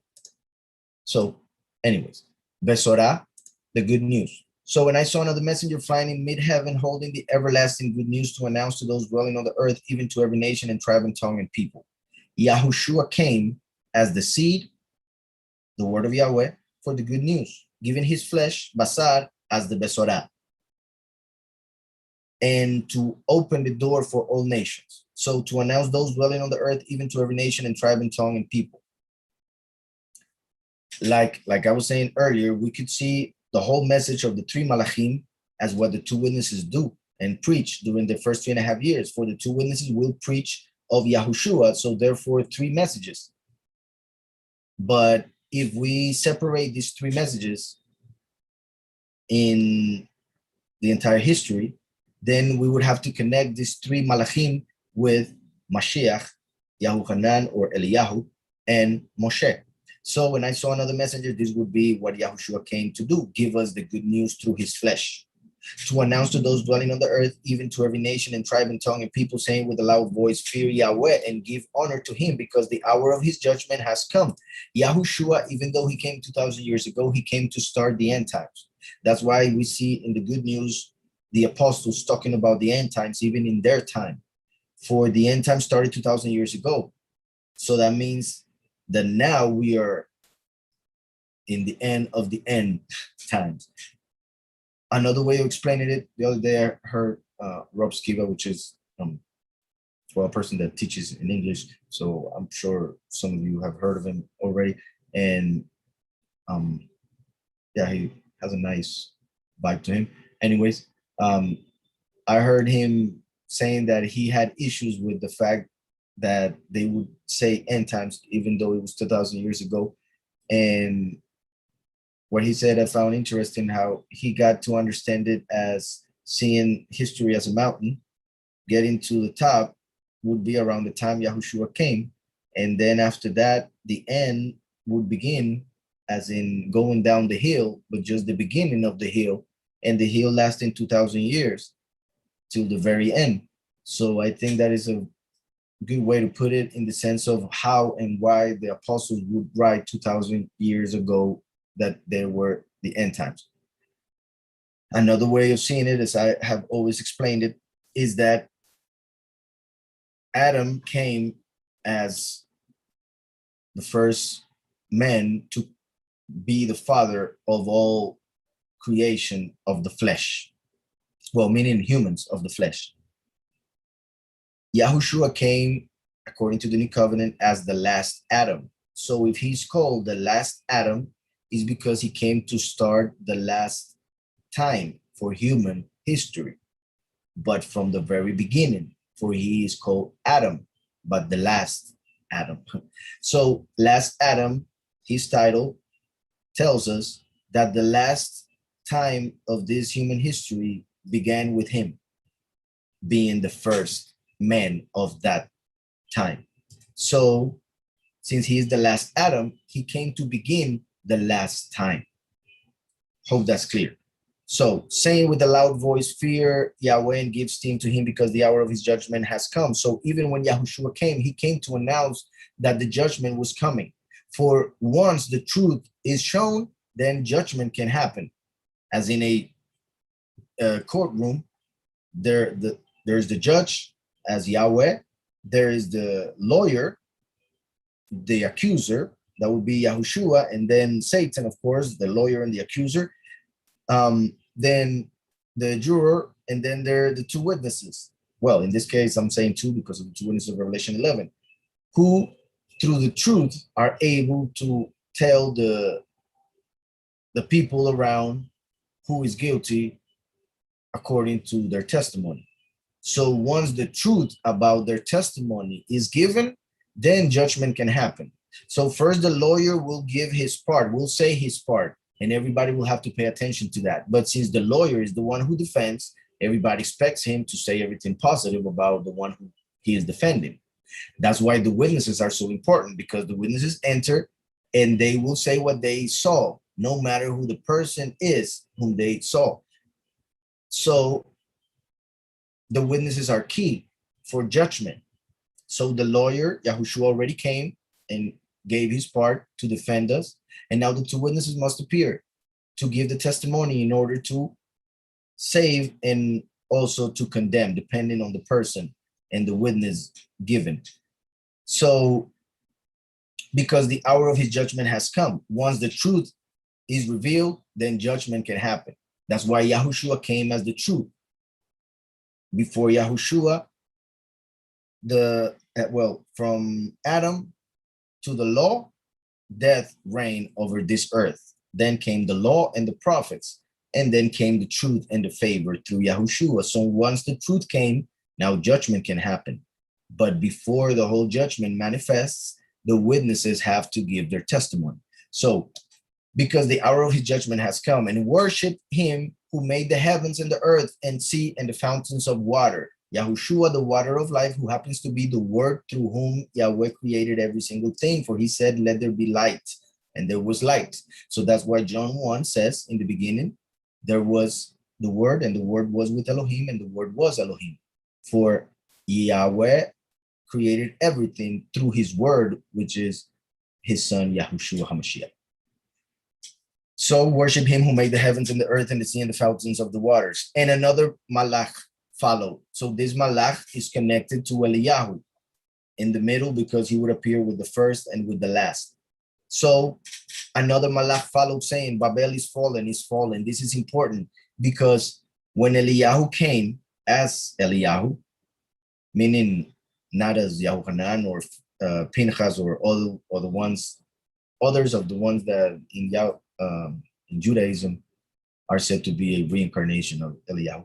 In this case, when he came as the actual Eliyahu with that name, he had issues with those worshiping the Lord and those worshiping Ashtoret, Astarte, as Jezebel, for instance, Isabel, her name in Hebrew, the Virgin of the Lord, the translation of that name.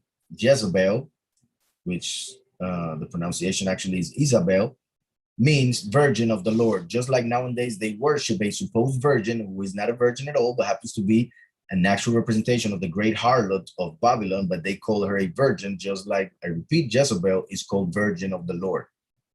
Jezebel, Virgin, the Lord. And Baal is Satan, that's why we don't call the Almighty Lord. When Eliyahu came, he made fire come down from heaven to show that the Lord is Satan and that Yahweh is the true creator. So everybody realized through that sacrifice that Yahweh is the true creator.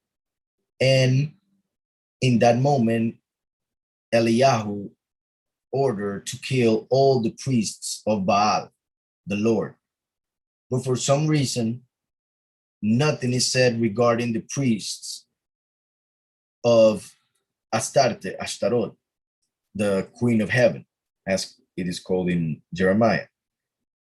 So that shows, scriptures tells us through that fact that in that time Baal was being judged, but not yet the whore of Babylon, not yet Jezebel. That's why Isabel was able to scare Eliyahu into going away and fleeing, because she told him that she was going to kill him, and he went away thinking that she was going to be able to kill him. He didn't see much support for Yahweh and his prophet in Israel, so he fled. Then Yahweh took him.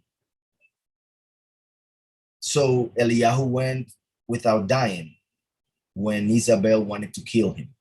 She promised to cut his head, like he did to the priests of Baal, the priests of the Lord. This is very important because then, about 1,000 years later,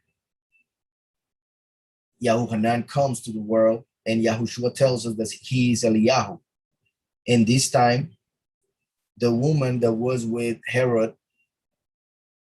who was the actual wife of his brother, but she was in adultery with Herod, and Yahuhanan had told Herod that he was not allowed to be with her. So she was angry. She hated Yahuhanan. So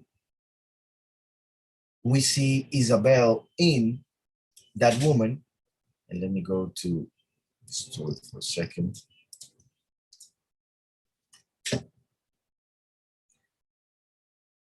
Let me just read Matthew 14. And at that time, Herod the Tetrarch heard about the report about Yahushua and said to his servants, oh, well, this is already afterwards. But anyways, Herodias, the wife of Philip, his brother, she was pretty much Jezebel or Isabel, just like Yahuhanan was and is Eliyahu, like Yahushua told us. Through the story, we see that this woman, the wife of Philip, who was committing adultery with Herod, represents the great harlot of Babylon, And if Yahuhanan was Eliyahu, then this woman was Jezebel. And just like Jezebel had promised to cut his head, then in this time, she took advantage of a moment in which her daughter was dancing for the king. And the king said, ask for anything you want and it will be given to you, even the half of the kingdom. And when that woman asked her mother what she should ask for, her mother told her to ask for the head of Yahuhanan. So what Isabel promised Eliyahu happened through Herodias and Yahuhanan when she cut his head through the order given by Herod after the request of her daughter, which has a lot of important messages and prophecies regarding also the end times and how the great whore will work with the world leader to kill the two witnesses, and receiving help from one of her daughters, the Christian church, meaning the Great Harlot, as Vatican, will ask the Christian church, as Christians, evangelicals and stuff, to end up doing something for the world leader, the beast, the world government. Just like that woman asked her daughter to request the head of Yahuhanan to Herod, who represents the world leader, the beast. Hope that's understood. So Eliyahu is clearly connected to the judgment of Baal and the judgment of the great harlot, Isabel. In the time of Eliyahu, he judged Baal through the sacrifice that was consumed by the fire from heaven and killed his priests. But there was no judgment done to the priests of Astoret. So Eliyahu's taken, Isabel dies. Later on, they both come back and the story continues. And therefore she cuts the head of Yahuhanan. But now Yahuhanan must come again as one of the two witnesses.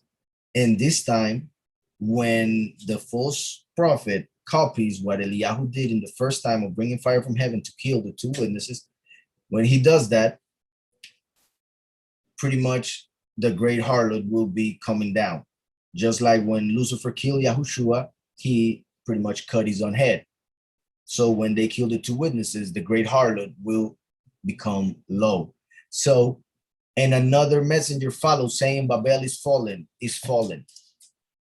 So this is connected to Eliyahu, who is waiting, expecting, and hoping for the fall of Babylon. Obviously, we are all expecting the same, but my point is that Eliyahu, because of all the story and a little bit more, is connected to the falling of Babel.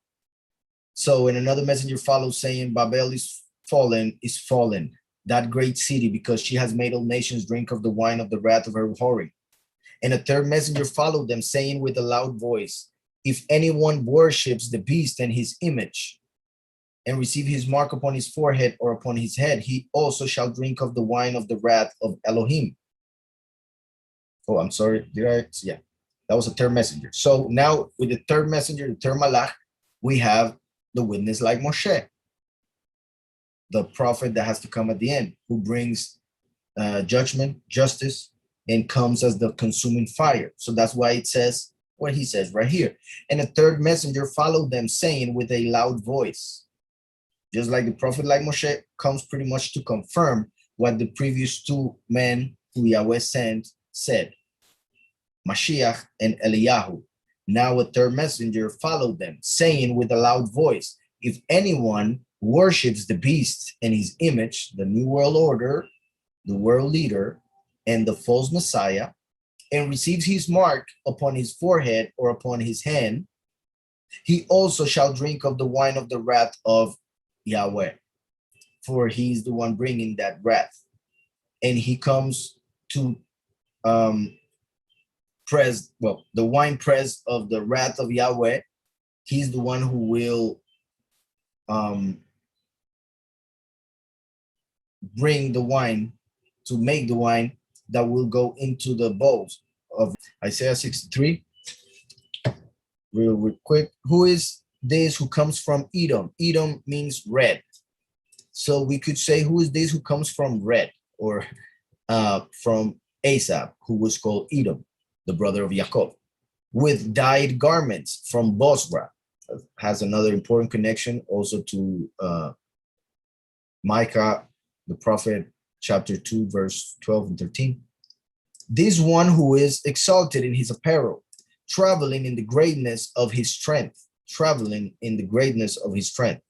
And then Yahweh answers. The prophet couldn't understand who was coming with that splendor because he looked like a descendant from Asaph, from Rome, who came as a Gentile, dressed in red as a sinful person. Red represents sin. So Isaiah is looking and saying, who is this that is coming? And the Almighty reveals himself and says, I who speak in righteousness, mighty to save. So the prophet himself cannot see Yahweh coming as the last. For the last comes as a Gentile, as seen here in other parts of scriptures. So that's why Isaiah doesn't understand what is happening. And if Isaiah the prophet himself cannot understand it, then how can the world who has no faith understand the coming of the last? How can those who do not accept Yahushua, the true Messiah, his name, and therefore his Ruach, for them to be able to understand the truth of scriptures? How can they who do not have Messiah Yahushua be able to see the last? That's why he comes as a thief in the night. For they will not be able to see him coming. And even if they see him coming, they will see him as a sinful person, as a Gentile, as a descendant of Edom, Asaph. So then verse 2 says, why is your apparel red, and your garments like one who treads in the winepress? And your garments like one who treads in the winepress. Here is talking about the harvest that we are just reading in Revelation 14 that has to do with the last, who just, well, in Revelation 11 died and resurrected. So it says, I have trodden the winepress alone. I have trodden the winepress alone, and from the peoples no one was with me. For I have trodden them in my anger. Yahushua came to bring favor, to bring salvation. The last comes to bring the anger. And I trampled them in my fury. Their blood is sprinkled upon my garments, and I have stained all my robes. For the day of the vengeance is in my heart. Yahushua came as the brain, the last comes as the heart. And then the body are the few, and the blood are the many. So once the first and last, few and many, are all in the eternal reality, then the whole body of Mashiach will be complete. I looked, but there was no one to help, and I wondered that there was no one to uphold. That's when he comes as the last. No one can save him because he needs salvation as the last, because he comes as the prodigal son. But a good thing that, well, the good news is that Yahweh came already 2,000 years ago to leave salvation available for the last to be able to get it. So that's why he says, and there was no one to uphold. Therefore, my own arm brought salvation for me. My own arm brought salvation for me. So he saves himself. So since Yahweh, who says, I am the first and I am the last, knew that he would have to come as the last in the end times, when there would be darkness, confusion, and therefore he would be born within the Gentiles as the prodigal son, he knew that he needed salvation from that confusion. So he came 2,000 years prior as the first from a virgin, completing the whole Torah, and therefore leaving salvation available, so that when he would come again, he would get that salvation from himself. Yahushua is the arm, the last is the hand. So that's why it says, therefore my own arm brought salvation for me. Yahushua brought in the past salvation for me, and my own fury it sustained me. So now I'm going to go to Revelation 19. In Revelation 19, it says, verse well, I'm gonna read 13. He was clothed with a robe dipped in blood. He was clothed with a robe dipped in blood, and his name is called the Word of Yahweh. So his name is the Word of Yahweh. So the name Yahushua is the Word. That's why the name is the seed that we must put in our heart in order to give fruit of our lips, which is sacrifice of praise, Hebrews 13:15. The fruit of our lips that confess the name of Yahweh. So then verse 15. Now out of his mouth goes a sharp sword, that is the word of Yahweh, Yahushua, that with it he should strike the nations, and he himself will rule them with a rod of iron. He himself treads the winepress of the fierceness of wrath. He himself treads the winepress of the fierceness and wrath of Almighty Yahweh. So the one from Isaiah 63, the same from Revelation 19, and then we go back to Revelation 14, and it says, and a third messenger followed them, saying with a loud voice, if anyone worships the beast and his image and receives his mark upon his forehead or upon his head, he also shall drink of the wine of the wrath of Yahweh, which is poured out undiluted into the cup of his wrath. And he shall be tortured with fire and sulfur before the set apart messengers and before the Lamb. So we see here this message from this third Malach connected to the message of the witness like Moshe, who brings judgment through the consuming fire after treading the winepress. So, and the smoke of their torture goes up forever and ever, and they have no rest day or night. Those worshiping the beast and his image. Also, if anyone receives the mark of his name, the mark of his name. So just as the name of the Almighty is very important, in the same way, the name of the false Messiah is dangerous, for he will lead people to eventually get the mark and get tortured in the lake of fire eventually. So here's the endurance of the set apart ones. Here are those guarding the commands of Elohim and the belief of Yahushua. Like I said, beautiful to see it in Hebrew and written correctly, because I have seen several versions. Verse 13, and I heard a voice out of the heavens saying to me, write, blessed, listen to this, blessed are the dead who die in the sovereign or master from now on. Right, blessed are the dead who died in Ha'adon from now on. Yes, says the Ruach, in order that they rest from their labors and their works follow with them. They rest from their labors because by this time we will enter, well, even previous to that, but by this time the harvest will be happening. So the few will enter the next reality and the many will be killed in order to enter that other reality through resurrection.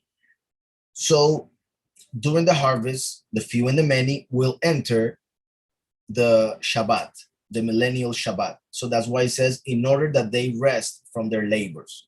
So that also connects the message of this third Malach to the last, who comes right before the seventh day, the Shabbat, but talking about the millennium, right? Since for Yahweh, one day is as 1,000 years.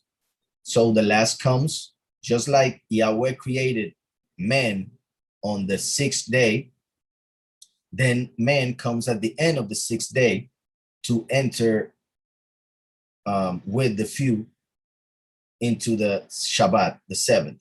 So that's why he mentions that here also. This is also very important. And I heard a voice out of heaven, out of the heavens, saying to me, right, blessed are the dead who die in Ha'adon from now on. So that means that right before the harvest, there was a way to be saved and enter the kingdom without experiencing death. But now that the chosen few have been taken during the harvest in a blink of an eye, being transformed from this body to the eternal one, then once they are transformed, because the two witnesses were killed and resurrected, then the door of mercy was closed. So now, after the chosen few have been harvested, then the only way to enter the kingdom will be through death, because the false Messiah will appear offering the mark of the beast as a way of living. So those who reject the mark will be killed. So those who get the mark will be getting it to live, and perhaps even in their minds to live forever. Because if they believe in the false Messiah, and the false Messiah is supposed to be life, then he will offer them life. Obviously, he won't be able to back that up. He won't be able to really give them life, but he will give them an illusion for some time until they will realize it is too late.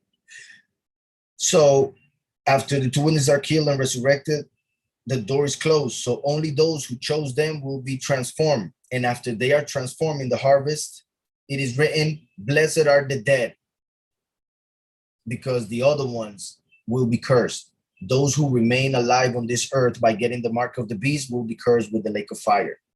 Happy, that's another translation, happy are the dead.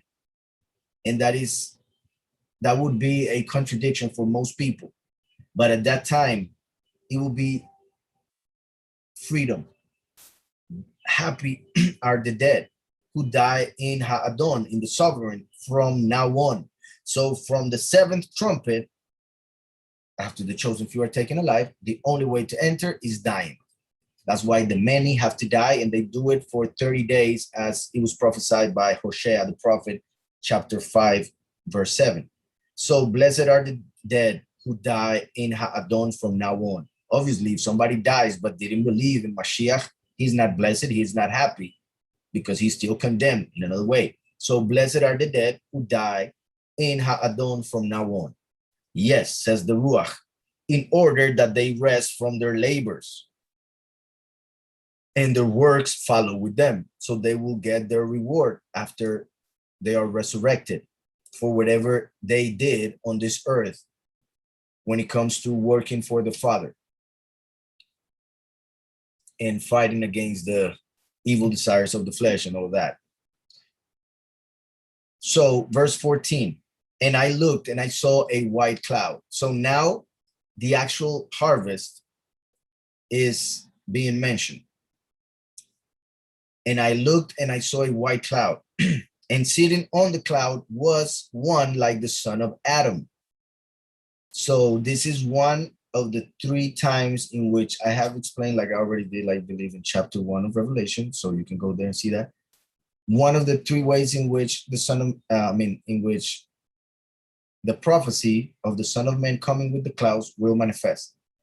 The Son of Man coming with the clouds will manifest in different ways, but first in a spiritual way. So we need to understand what a cloud means spiritually to understand how the second coming would be. But this time is more of a literal sense type of way, in the sense that just like the disciples saw Yahushua going up in a cloud, now they will see the Son of Man on a cloud coming to harvest the chosen few. So the chosen few will see the last coming for them. And why do I say the last? Because this is Yahuhanan writing. If Yahuhanan was a witness with Messiah, he was with Messiah. He was called, he was the one whom Yahushua loved the most from all of them, the loved one. And he knew Yahushua not only during his ministry, but also after he resurrected. So he saw him even in the transfiguration. So Yahuhanan knew Yahushua's appearance in this world and the other. Yet here he doesn't say, and I saw Yahushua on a cloud. He says one like the Son of Man. So he's saying one like Yahushua. So that means that it is the last. The first and last will become one. So Yahuhanan sees him and says, he looks like him, but he's not exactly like him. So one like the Son of Man. Also remember that Yahushua spoke about, the Son of Man in the third person. And also Paul said that Yahweh himself will harvest. And I will read that. I think it's important. 1 Thessalonians 4:16, for Yahweh himself will descend from heaven with a shout, with the voice of an archangel. So it is the archangel who is speaking, Michael, who comes as the Son of Man, and with the trumpet of Yahweh, and the dead in Messiah will rise first. And the dead in Messiah will rise first. That has to do with the fifth seal. That's for another moment. I just wanted to show how the voice of the archangel is Yahweh himself coming down.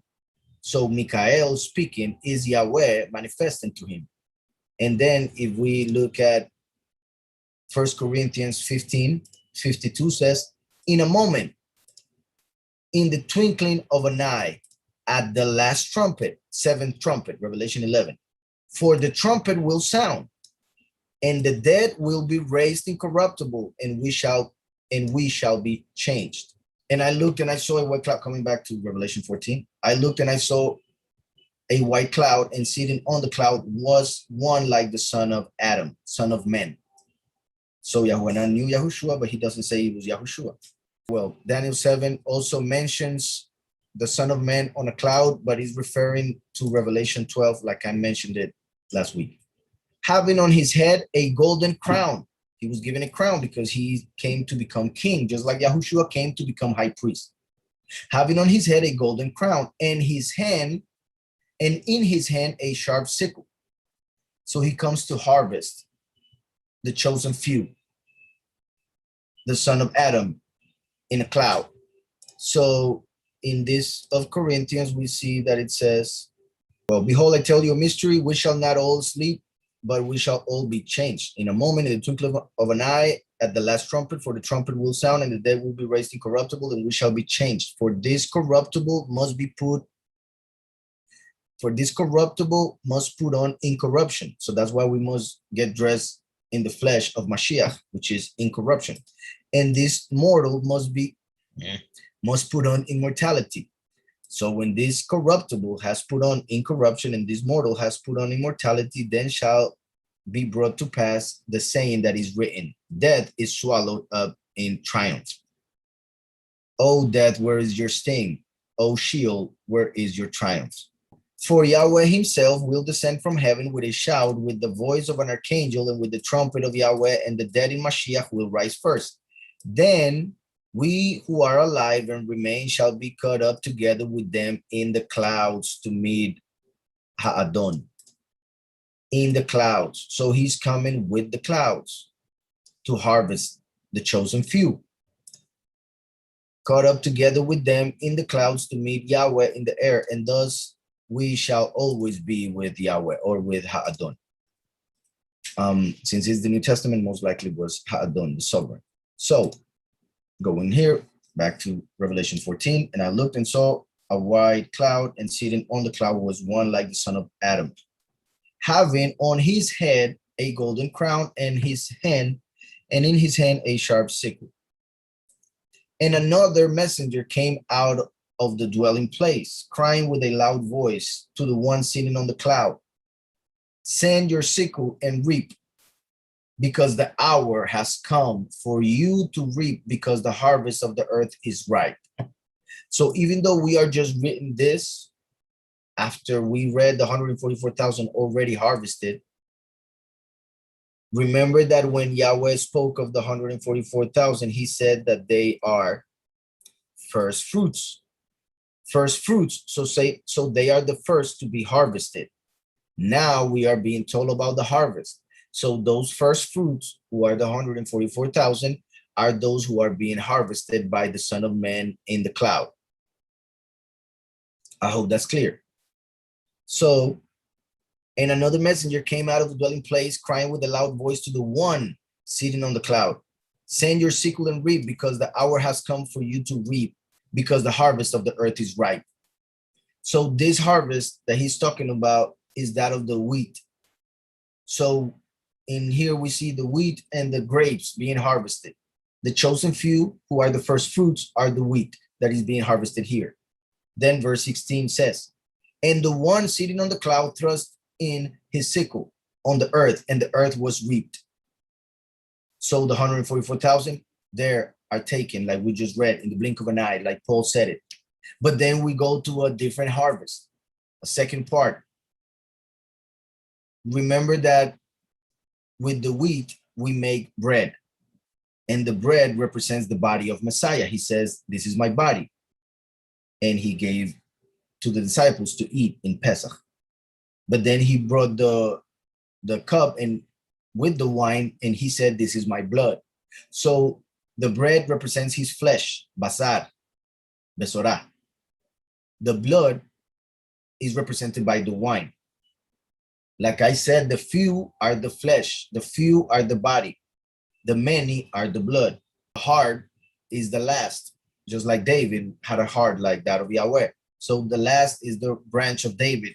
He's the heart of the congregation who will pump the many into the body of Mashiach for them to serve the temple in the temple forever, as written in Revelation 7. So, and the one sitting on the cloud thrust in his sickle on the earth, and the earth was reaped.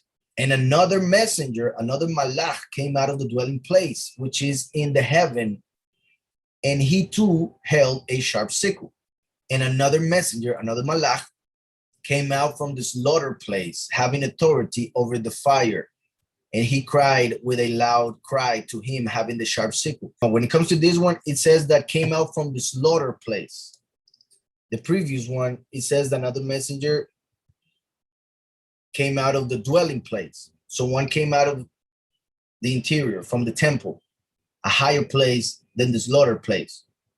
So that shows how the few will get deeper into the temple, while the many will first have to go through the altar where the sacrifice were made, meaning they will have to first die. Because since they are the grapes, they will have to give their blood in order to get the wine.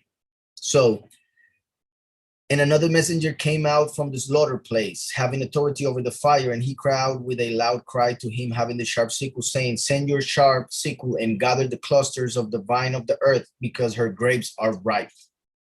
So after the chosen few, then come the many who will have to die during a period of 30 days, according to Hosea 5:7, as the grapes in the winepress of the wrath of Yahweh. Send your sharp sickle and gather the clusters of the vine of the earth, because her grapes are ripe. Remember also that Israel is the vine. So that means that many of those who will die will be from the true Israel. In any case, Yahushua is the vine, so anybody who is in Yahushua is part of the vine. I'm not saying divine, I'm saying the vine. And the messenger thrust his sickle into the earth and gathered the vine of the earth and threw it into the great winepress of the wrath of Elohim, which we already saw that the last will tread that winepress, as it was mentioned in Isaiah 63 and Revelation 19. And the messenger thrust his sickle into the earth and gathered the vine of the earth and threw it into the great winepress of the wrath of Yahweh. And the winepress was trodden outside the city, and blood came out of the winepress up to the bridles of the horses for about 1,600.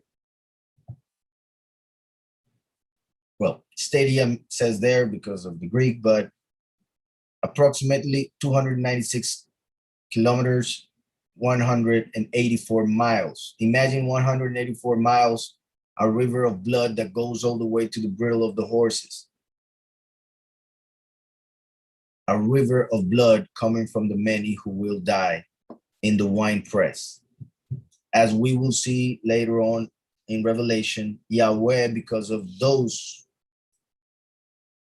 righteous people who will be killed at that time, Yahweh will get their blood and put it in the bowls of wrath, and then he will spill it over the earth as the 7 plagues. I'm not talking about the literal sense of getting the blood and then spilling on them. I'm just mean because of the blood that was spilled of those many, Yahweh will bring judgment on the nations during the last 3.5 years, represented by 7 bowls of wrath filled with the blood of those people who were killed during the Great Tribulation of 30 days of Hosea 5:7. So that's how the chapter ends.